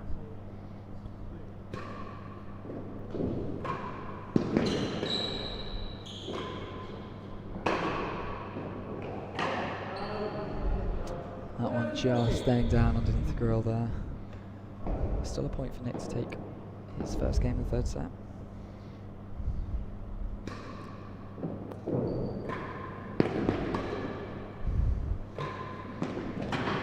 And he does so with a very positive backhand volley. I mean, the last couple of minutes he's found his first grill of the set. He's found a main ball dead on and a really good backhand volley there. So I think he'll hopefully be feeling a little bit more positive very much in this third set here.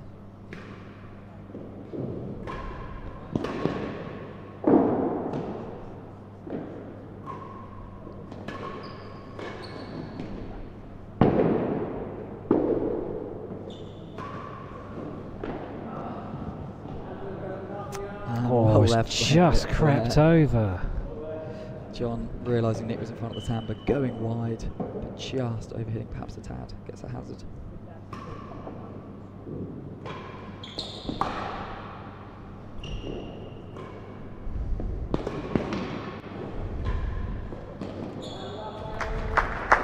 Good change of direction from John there, just to adjust back in the forehand corner, but Nick takes the last gallery. Again, we think that's probably a good option at this point in the match.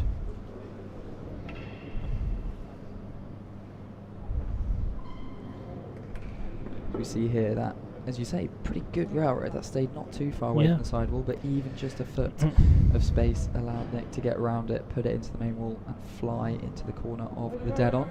He's got a hazard chase to defend here, so I think we're pretty likely to see a Howell railroad. Indeed.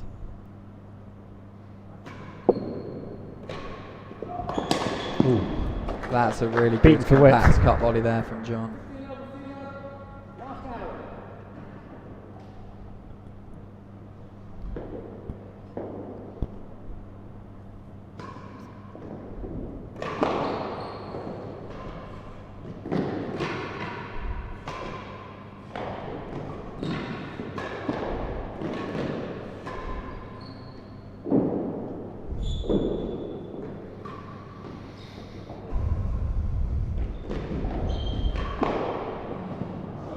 Oh, fantastic tennis from both players. Great Howell moving play. John side to side to side, but Lumley so fast, waited his time, got his opportunity. Wrong-footed Nick with a fat boast takes the point. 30 love.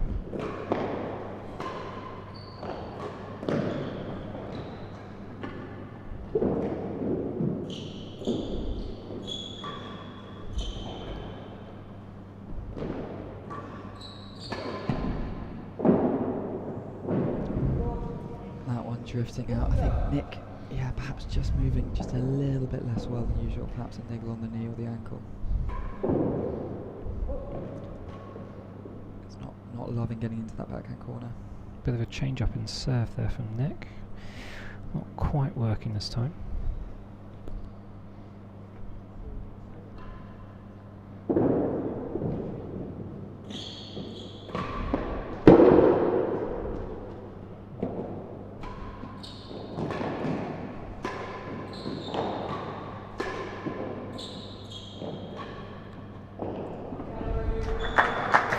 John, I think, looking a little bit in trouble in bits and pieces of that rest, and very much keen to take a gallery chase to bring the service end. Let's go into the chat. Is that, I want to say, is it Claire Fahey? Ale Nikki, great to have you joining us. Do jump in the chat. Let us know if you're going to be supporting Nikki.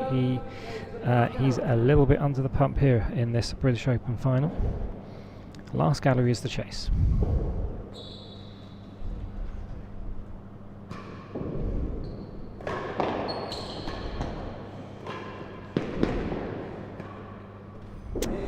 Yeah, good put away from John there, just a little bit long from Nicky. Gave John all the options in the world, had all the hazards to aim at, pops it in hazard second gallery and takes the 3-1 lead.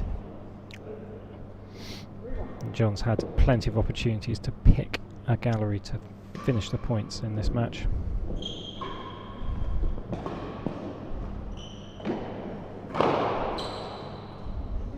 Again, just seeing how fast he can change direction. Wrong footed by Nick, but managing to recover.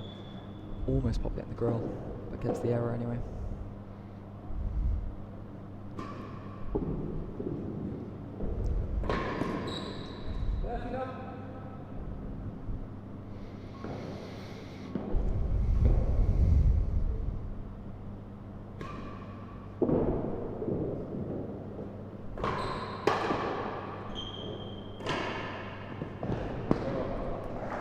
That's very well judged from Nick. I mean, great hands from John to get the forced defence down into the hazards. Sound like he almost snapped John's racket with that power.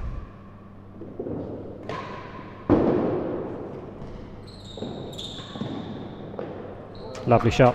Very well watched, very good control. Had a little look at Nick so he knew where he was. Put it to a length in the corner. So yeah, I mean, John's hardly put a foot wrong this match, which has made it hard for Nicky. Has there been a particular shot that's impressed you so far today? It's been a pretty complete performance, I think, at the moment from John. I think a lot of what we've been seeing has been Nicky making the errors, Nicky putting it into the net, in particular down the service end, down the hazard end, I should say.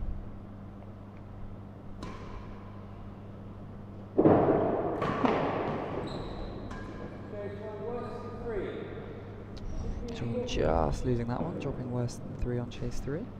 Still 2 game points for a 4-1 lead here. So we see an underarm twist from a slightly wider position over in the forehand corner. Just missed the edge of the penthouse.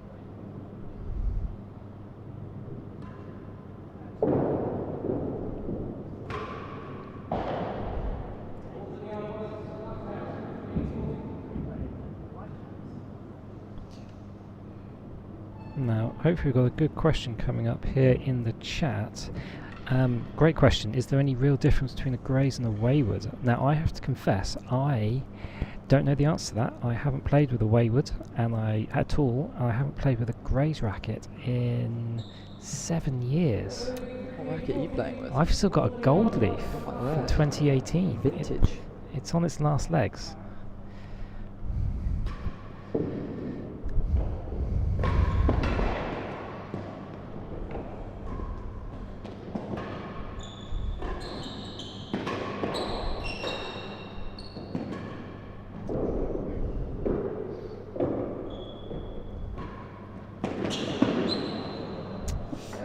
It's unlucky there. John just looking for the houses, but just drifting onto the penthouse. Gave Nick a chance.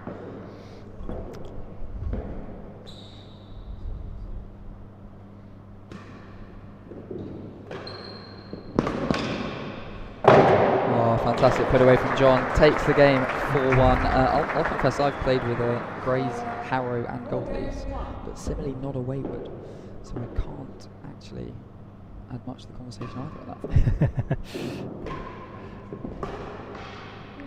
I have hit against Alex Machin quite a lot, who plays with Wayward, and I believe they're a little bit more head heavy, so perhaps add a little more pace to your force.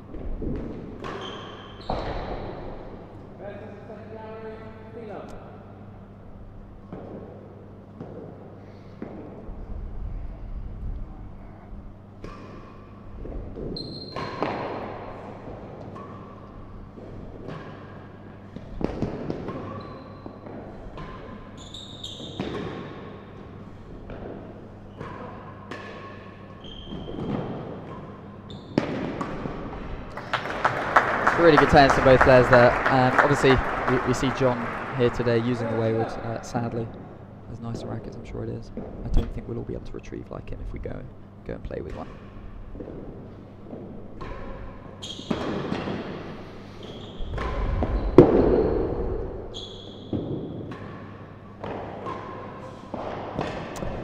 Really good attacking intent there from Nick, just going high on a previous force, but you can see he's decided he's just going to step in, really try and take as much time away from John as possible, given how fast and how well he's moving.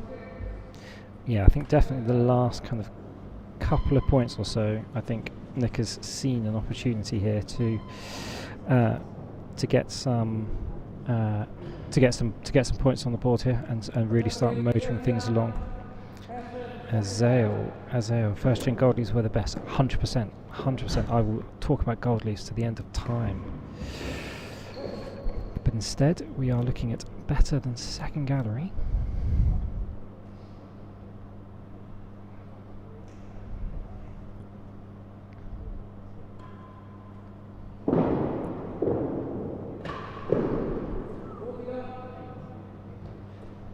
Yeah, it's pretty good length bobble there, just not giving John too much space on that second gallery. This one half yard worse than 6, so a really good chance for Nick to get back to 2-4 here.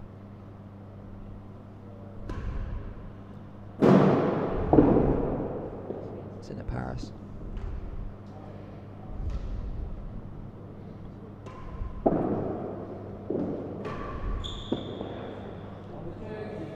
And that one just rolling a little bit unpredictably off the back Nick. That was kind of always beating half yard worse than 6 though, don't you think?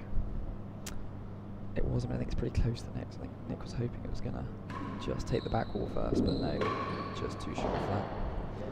That one almost rolling as well, so John straight back down the service. I mean, I think that's something he's done really well, especially in these last couple of sets, where any time he's down on the receiving end, he's quickly getting a couple of chases. Into the chat, Rosie Dalton. Nikki is breaking the 2 golden rules. Keep it short, keep it off the roof. I think you're right there. I don't know if Rosie, it's Rosie in the chat, or whether it's someone's using Rosie's account. Apologies, Rosie, if it is. But I mean, in Nikki's defence, he has been seeing some pretty decent chases. So he has been keeping it on the floor and has been beating John quite consistently. He does need to do it quite a bit more though.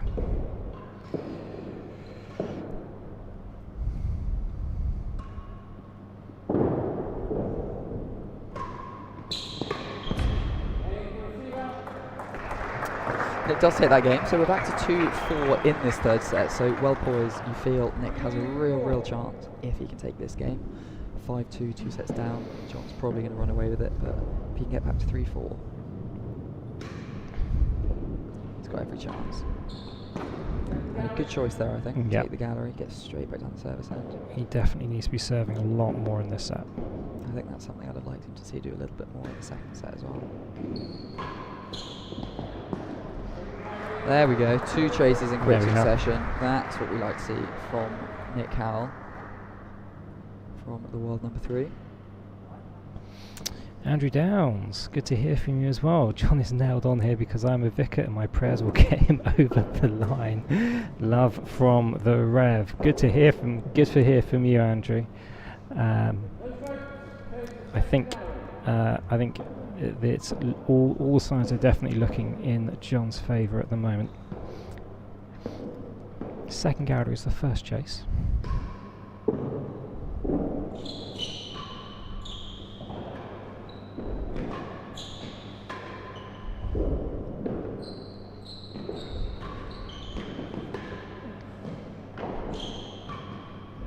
Yes, he knew. Yes, you always felt that was part of the tactics, knowing that he's got a second gallery chase. Any chance that's round by the grill, he's going to pop that into last gallery.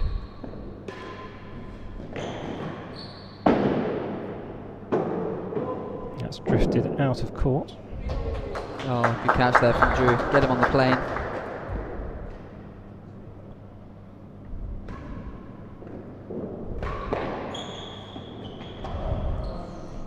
John going back to that fat post deep into the backhand corner that he used to good effect in the first set. Gets the point again there. Big point here.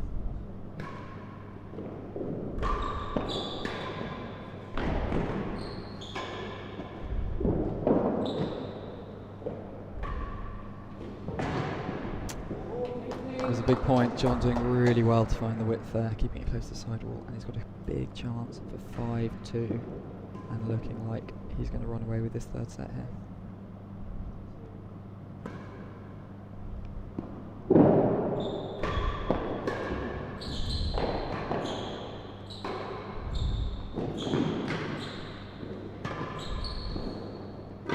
Oh, lovely shot. That's a great pick up from Nick though. He's got that landing right on the stroke line out of the backhand corner.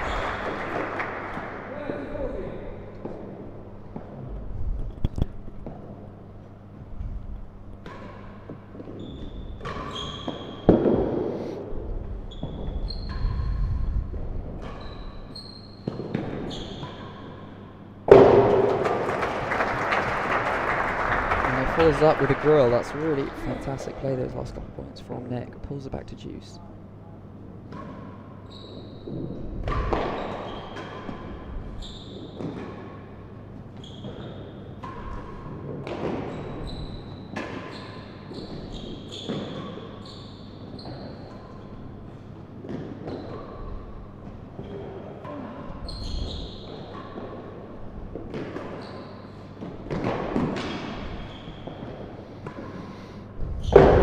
Oh, that's great such great tennis.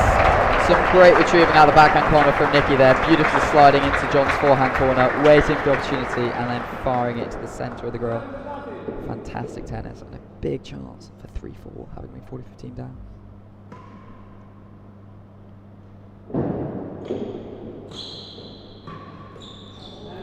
Superb serve. Superb serve. Super high. Really not sure how that managed to stay away from all the beams. But it goes 3 games to 4. I think a chance for John to put that in last gallery there. He's found the wrong netting instead.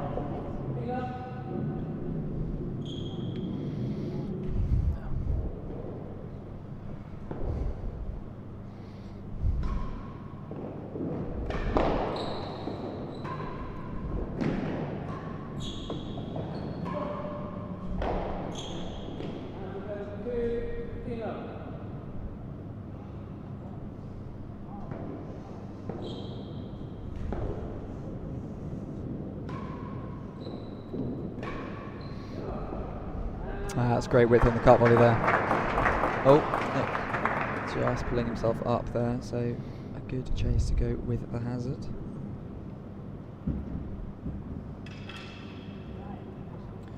See Into the the grill. end of that really fantastic rally between the two players, and Nick finding the grill. So it's 40-15 down in that game. Could have been 5-2 deficit in this third set. He's definitely given himself a lifeline in this third set. Absolutely. Well, Ross Bryan playing at Queen's recently, the stitching on some of the balls protruding significantly, giving some unpredictable bounces. A few catching gel and NH out too. We'll come back to that in just a second, Ross, I think. John just trying to pull away from that one, catching the edge. a la Harry Brook.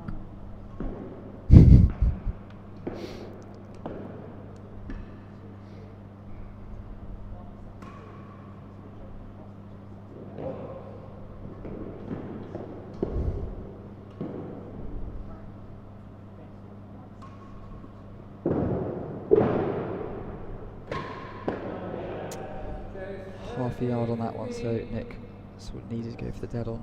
Couldn't quite get the right height on it. So it's 13 John. It's a little bit long. And that's the Punished. result. Absolutely punished. Gave Nick a chance just to wind up on the force there, pick his corner, find it. Significant point here, 30 all.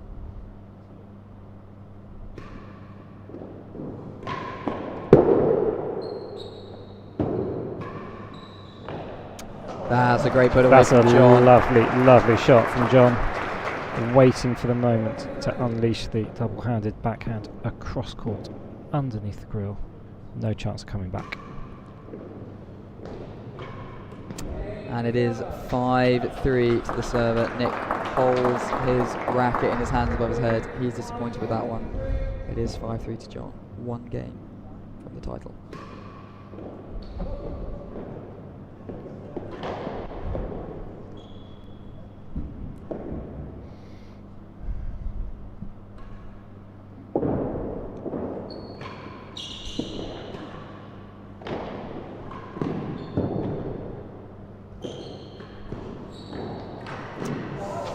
As you say, Giles, the hindsight's a wonderful thing, because that's a second time in recent memory that Nick's had a ball he probably could have left for a hazard or put in the last gallery, but finds the penthouse instead.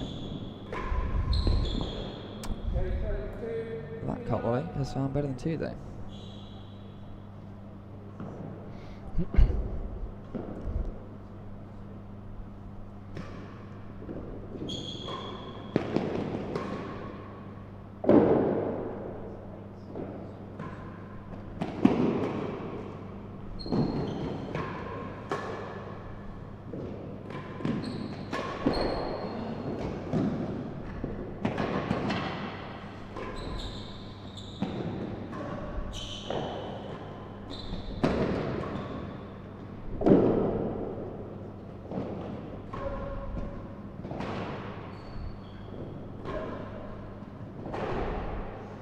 The retrieving from John in that backhand corner. Very serious examination of John's backhand there. Nick rightly deserving to take the point there, 15 all.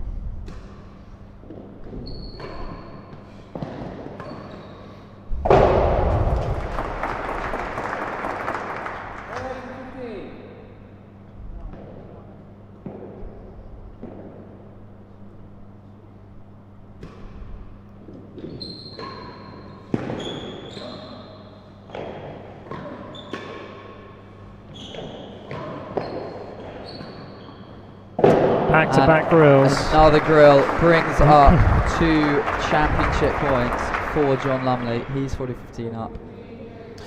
Let's come back to your comment, Ross, in the chat beforehand. So at the tournament here, we've got 5 different sets of tournament balls, plus 2 different sets of balls that the members will have been using. So you probably would have been using one of those 2 sets. Here we go. There's championship point. Better than 2.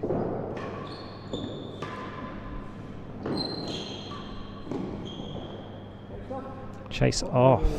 Nick was walking to the net post. He thought he had lost the title just there, but it's chase off. What a call from Drew Lyons. Nick will get another go. Still match point.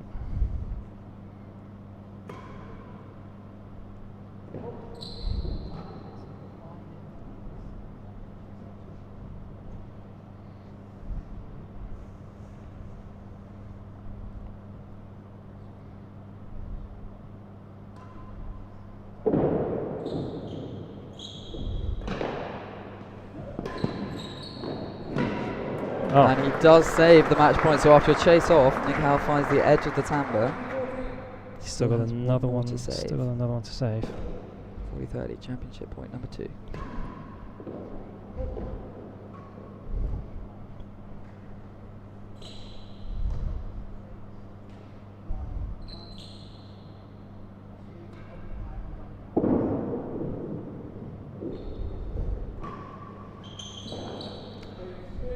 that one was almost going to drift into the back penthouse for a double fault for a second there, which would have been a bit of a shame to end that way.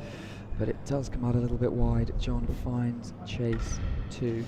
I think Nick very much knowing there that any mistake on that backhand would have lost him the match. So deciding to take the chase, go down the other end. His forcing and main wall dead-ons have been generally all right tonight. He will need to get that working at championship point. He's going to have a chance.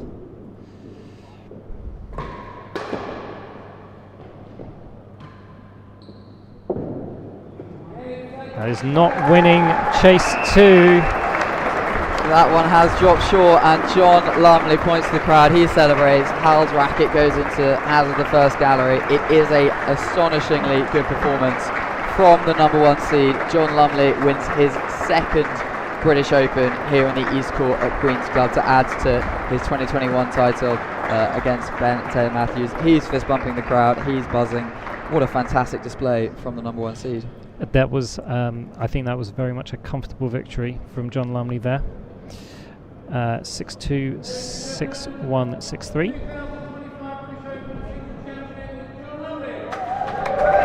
The crowd appreciating John's performance. They might have perhaps from a neutral point of view hoped for a longer match, but lots of support for John here this evening. They'll be pleased to see him triumph. Unfortunately for Nicky, it's a 2nd defeat in as many years, having lost to Camden here this year, but he'll be back. Both these players still in their 30s, plenty of years of tennis ahead of both of them. Many more British Opens, not to mention World Champs as well. So if we have a look at the match summary here, we can see Nick outpacing John on dead-ons 10-5, but it's those serves won where John really came into his own, 61% to 42 for Nick Howell. And I think what you can see definitely with those last 3 sets of statistics there, I think you're going to see some real variation from each in between each set. You know, set number 2 was very one-sided affair for John Lumley. I think Nick definitely, I think in that 3rd set had his opportunities, had his chances to try and get back into the game, but I think. I think that John's domination down the service end, I think, would be was kind of very much the deciding factor. I think what's showing how complete performance that is from John was that he was winning from both ends of the court. Nick's serves on percentage also just sitting below 50%. As we saw that first set, John was actually massively outpaced in terms of serves, how many serves each player hit, so he won from the receiving end. But then his absolute most dominant points during that match was when he sat at the service end, served smartly, kept Nick moving, found his galleries, found his winners, found his targets, and just dominated. But yeah, fantastic performance from John. He's all smiles, celebrating on court as we set up for the trophy presentation. Of course, both players will have another chance to go for a title in the doubles, where the seedings will in fact be reversed. So as we watch the highlights here. So you've got a few highlights on the screen here while we set everything up on the court for the presentation ceremony, which we will hope to bring you very shortly. We've got all of the great and the good from the sport, everybody from the members bar in the middle of the court, and also up here in the top gallery, filing their way down onto the court. Yeah, fantastic crowd here. You saw a packed side galleries, dead-ons, members bar, and indeed upper gallery, up where we're watching down from. So lots of appreciation for, some world class real tennis. So interestingly, a lot of straight sets victories actually towards the end, certainly towards the latter end of this year's British Open, and things go into the seedings. So perhaps not quite as many upsets in the latter side of the draw as the neutral might be hoping for, but we can't take anything away from the number 1 seed. He's turned up, he's won a British Open in dominant form, and we'll be looking to take that form into 2026. Yeah, I think you're right. I think the British Open tends to be one of those tournaments where we get a bigger proportion of 5-set matches. I think the format, you got a 24-person main draw, does tend to sometimes elicit some tighter matches, particularly in the earlier parts of the match. But if we think about where John where John was kind of troubled during this tournament. As we were kind of saying in the pre-show, he beat Claire Fahey. He lost 2 games in that match. Comes up against Levi Gale in the quarterfinals. He loses 1-4 and 2. Comes up against Bryn Sayers. First set could have gone either way at 6-5, but then 6-3, 6-2 in the semi-final, and then here in the final 6-2, 6-1, 6-3. No one has managed to get in John's way in the singles draw over the last 10 days or so at Queen's. Yeah, I think to be honest, Nick clearly came out with a game plan of hitting high serves, trying to keep John pinned down as much as he could. I suspect that actually might have partly been from watching Bryn take on John both this year but also actually a couple of years ago when they had a pretty epic long 5-set battle that was primarily the dominance that Bryn had in the sets that he won was due to serving such a tight high serve against John.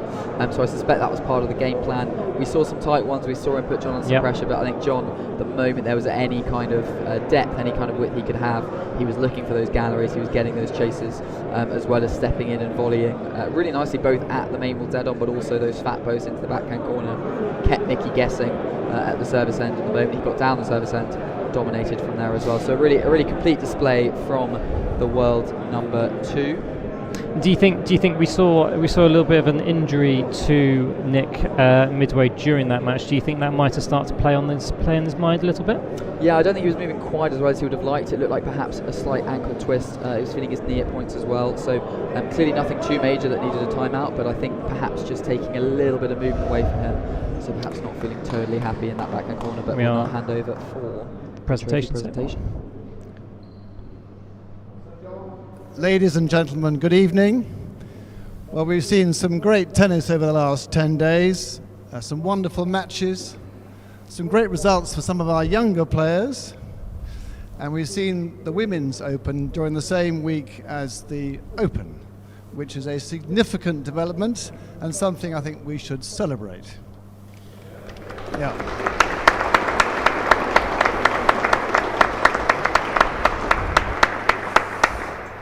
I'd like to pay tribute to our 2 stars tonight, John and Nikki. It's always a pleasure to watch top quality tennis. You've really entertained us with your skill and your shot making, a wonderful spectacle. So thank you so much to you both.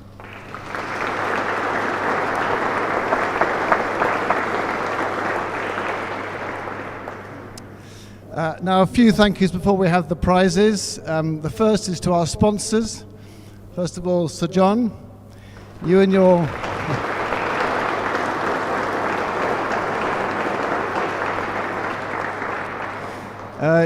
business interests have sponsored this tournament now for so many years.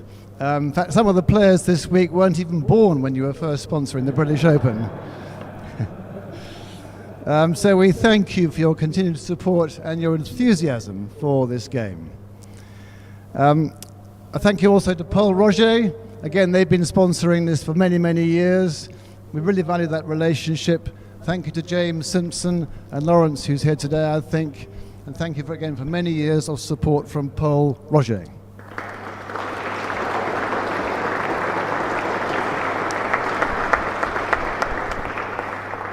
Big thank you to the Queen's Club, the staff, the members, the directors. We're very lucky that we can host this tournament here over nearly 2 weeks using both courts and having access to the wonderful facilities here at Queen's. So thank you very much to the Queen's Club.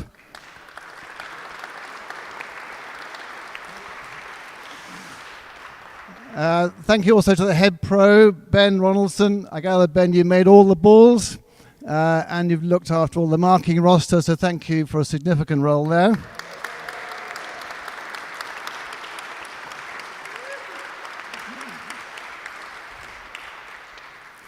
And to our tournament director, Alistair Lumsden, there he is. I think you've been doing this now for 17 years, which is a remarkable achievement.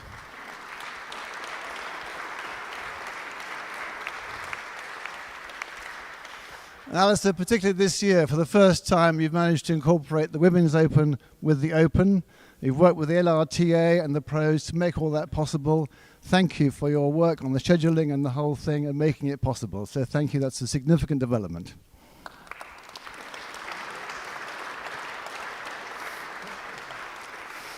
Thank you to all our markers during the last 10 days, but particularly tonight for Andrew Lyons. Where is he? Andrew, Drew? Could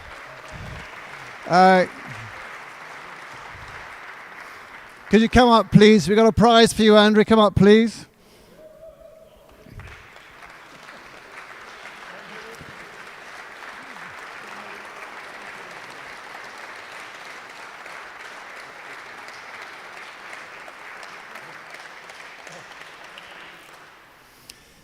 Now the streaming service continues to go from strength to strength, thanks mostly to Ben and his partner Jackie and the team, and also this year to the various commentators who have given their time and their skill. It's made a huge difference to the quality of the streaming.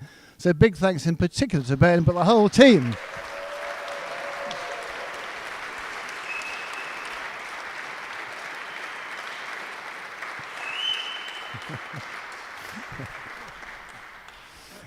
And last but not least, thanks to our team at the T&RA, Chris the CEO, and Carolina in Canberra.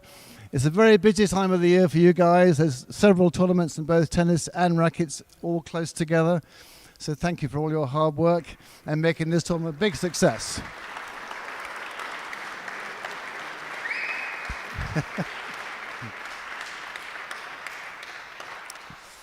And now I think over to Sir John, who's going to say a few words and give out the prizes.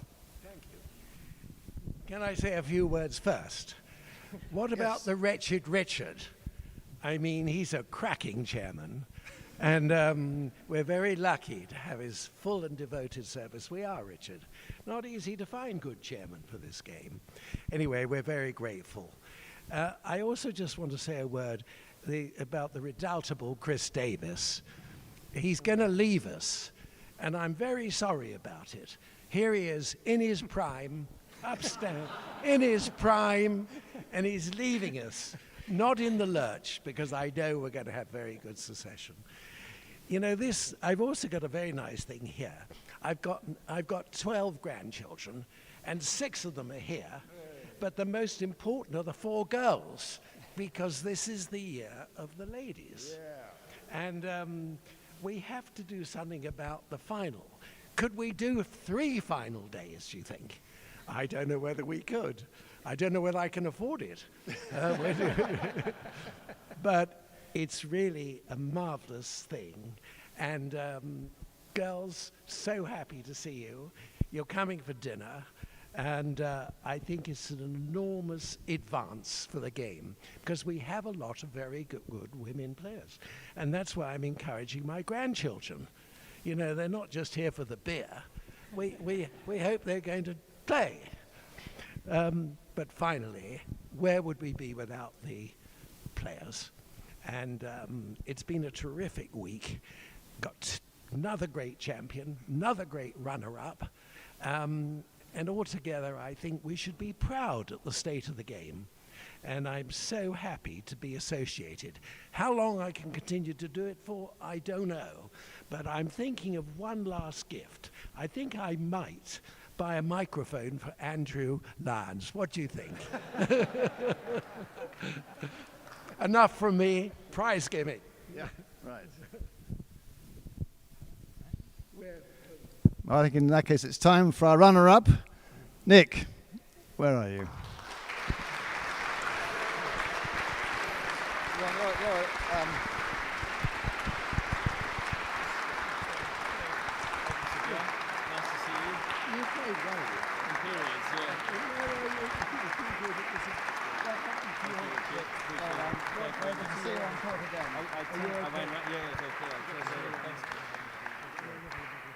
Can you take it?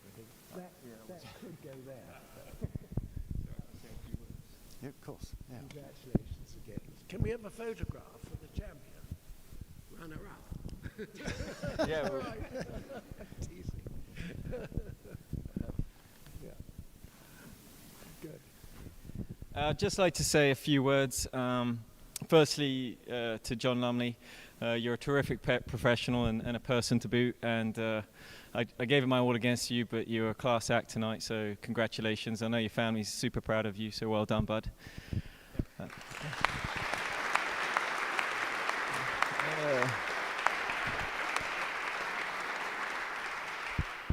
a lot of thank yous have already been said, but I'll say a few of them again. Like Sir John Ritblat, thank you so much for sponsoring and supporting these events and allowing us to play for a great prize fund, which helps us support our careers, and also the more money, the better the world ranking points. So, thank you very much. To the T&RA, Chris Davies and his team, Canberra and Carolina, thank you for the fantastic work you've done over the last 10 days. You guys were super. Ben Ronaldson and his pro team as well. You guys work tirelessly and we appreciate the efforts you make. Ben Gatenpeak, our new superstar in Real Tennis, with all the streaming you do and the Real Tennis news. If you haven't subscribed, you should. It's pretty cool.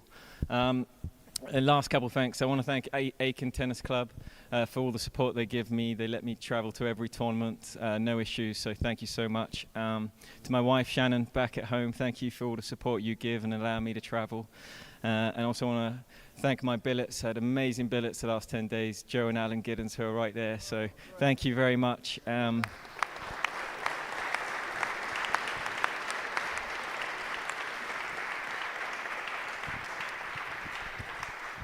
And just lastly, it was very cool for me to have my brother Benny here. He very rarely makes it. He's going to hate that I've mentioned his name, but he's normally away playing cricket somewhere. But thank you for being here tonight. Sorry, I couldn't do better, but I appreciate your support nonetheless. Thank you.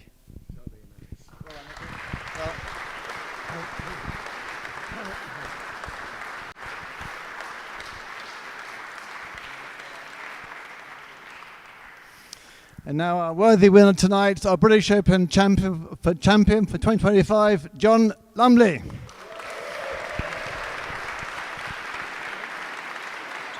Well done. Fantastic. Fantastic. Here we go. Wow.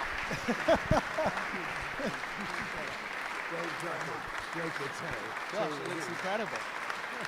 Do I have to hold it this whole time? No. Yeah, it'd be great.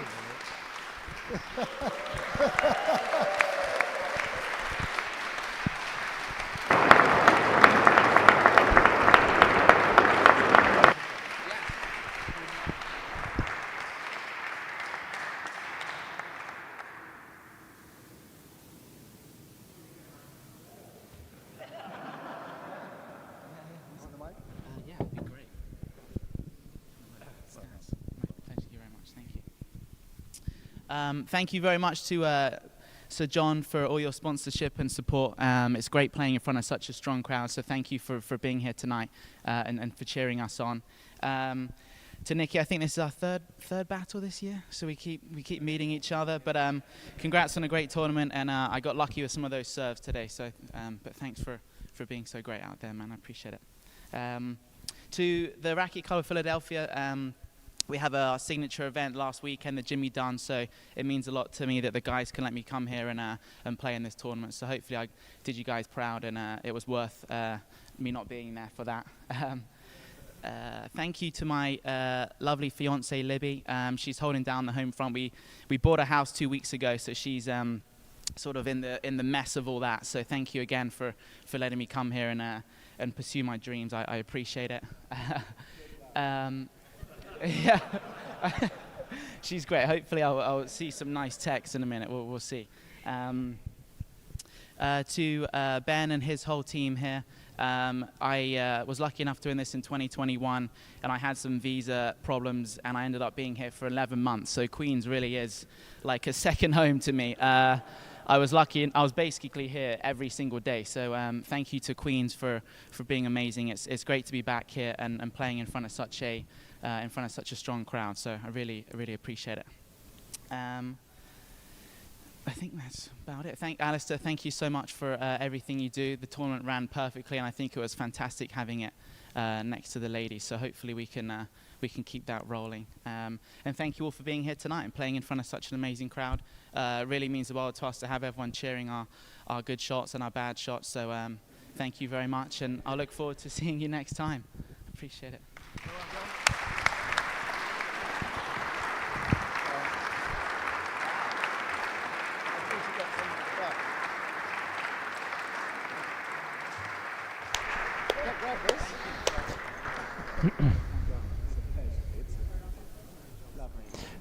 So we'll let both of the players join Richard Compton-Burnett was the MC for our trophy presentation, Sir John Ritblat, and also the outgoing Chris Davies. So everyone's going to stay on court while we have a few of those sort of final photos getting taken. Yeah, of course, Sir John Ritblat, the main sponsor of the British Open, so does a huge amount to help ensure the success takes place. As you saw, lots of names mentioned in those speeches about all the people that keep this tournament running, that keep Queen's Club going, that allow us to all come together every November to witness some real world-class real tennis. And that is what we had on display this evening. It's John Lumley who's come out on top, but both these players, absolute class acts. They'll both be keen to add to their respective open halls in 2020-26, and they'll be both pursuing world championships as well, both high up in the race for that, so they'll be looking to challenge Camden, Riviere over the next couple of years as well. So it's just one more match to go in the Sir John Ritblat Real Tennis British Open for 2025, which is tomorrow night, will be the main draw of the doubles. John Lumley will be back with John Lumley will be back with Vaughan Hamilton playing against Rob Fahey and Nikki Howell on this court for the doubles title. We will start our coverage at 5:30 p.m. GMT UK time for a 6 p.m. start on the Queen's Court. Yeah, awesome opportunity there, I think, for Vaughan Hamilton as a young pro. You know, playing in a first Open final alongside three players of absolute world-class quality. Obviously, the known quantity of Rob and Nick playing together, and the new pairing of John and Vaughan that's done very, very well so far and made it to a final. Plenty of good reasons then to tune in tomorrow night on the T&RA YouTube channel. But I think, from myself, Giles Doy, and from Ben Yorston, I think we are all done for this evening. Thank you very much for joining us. We'll see you again soon. Good night. See you tomorrow.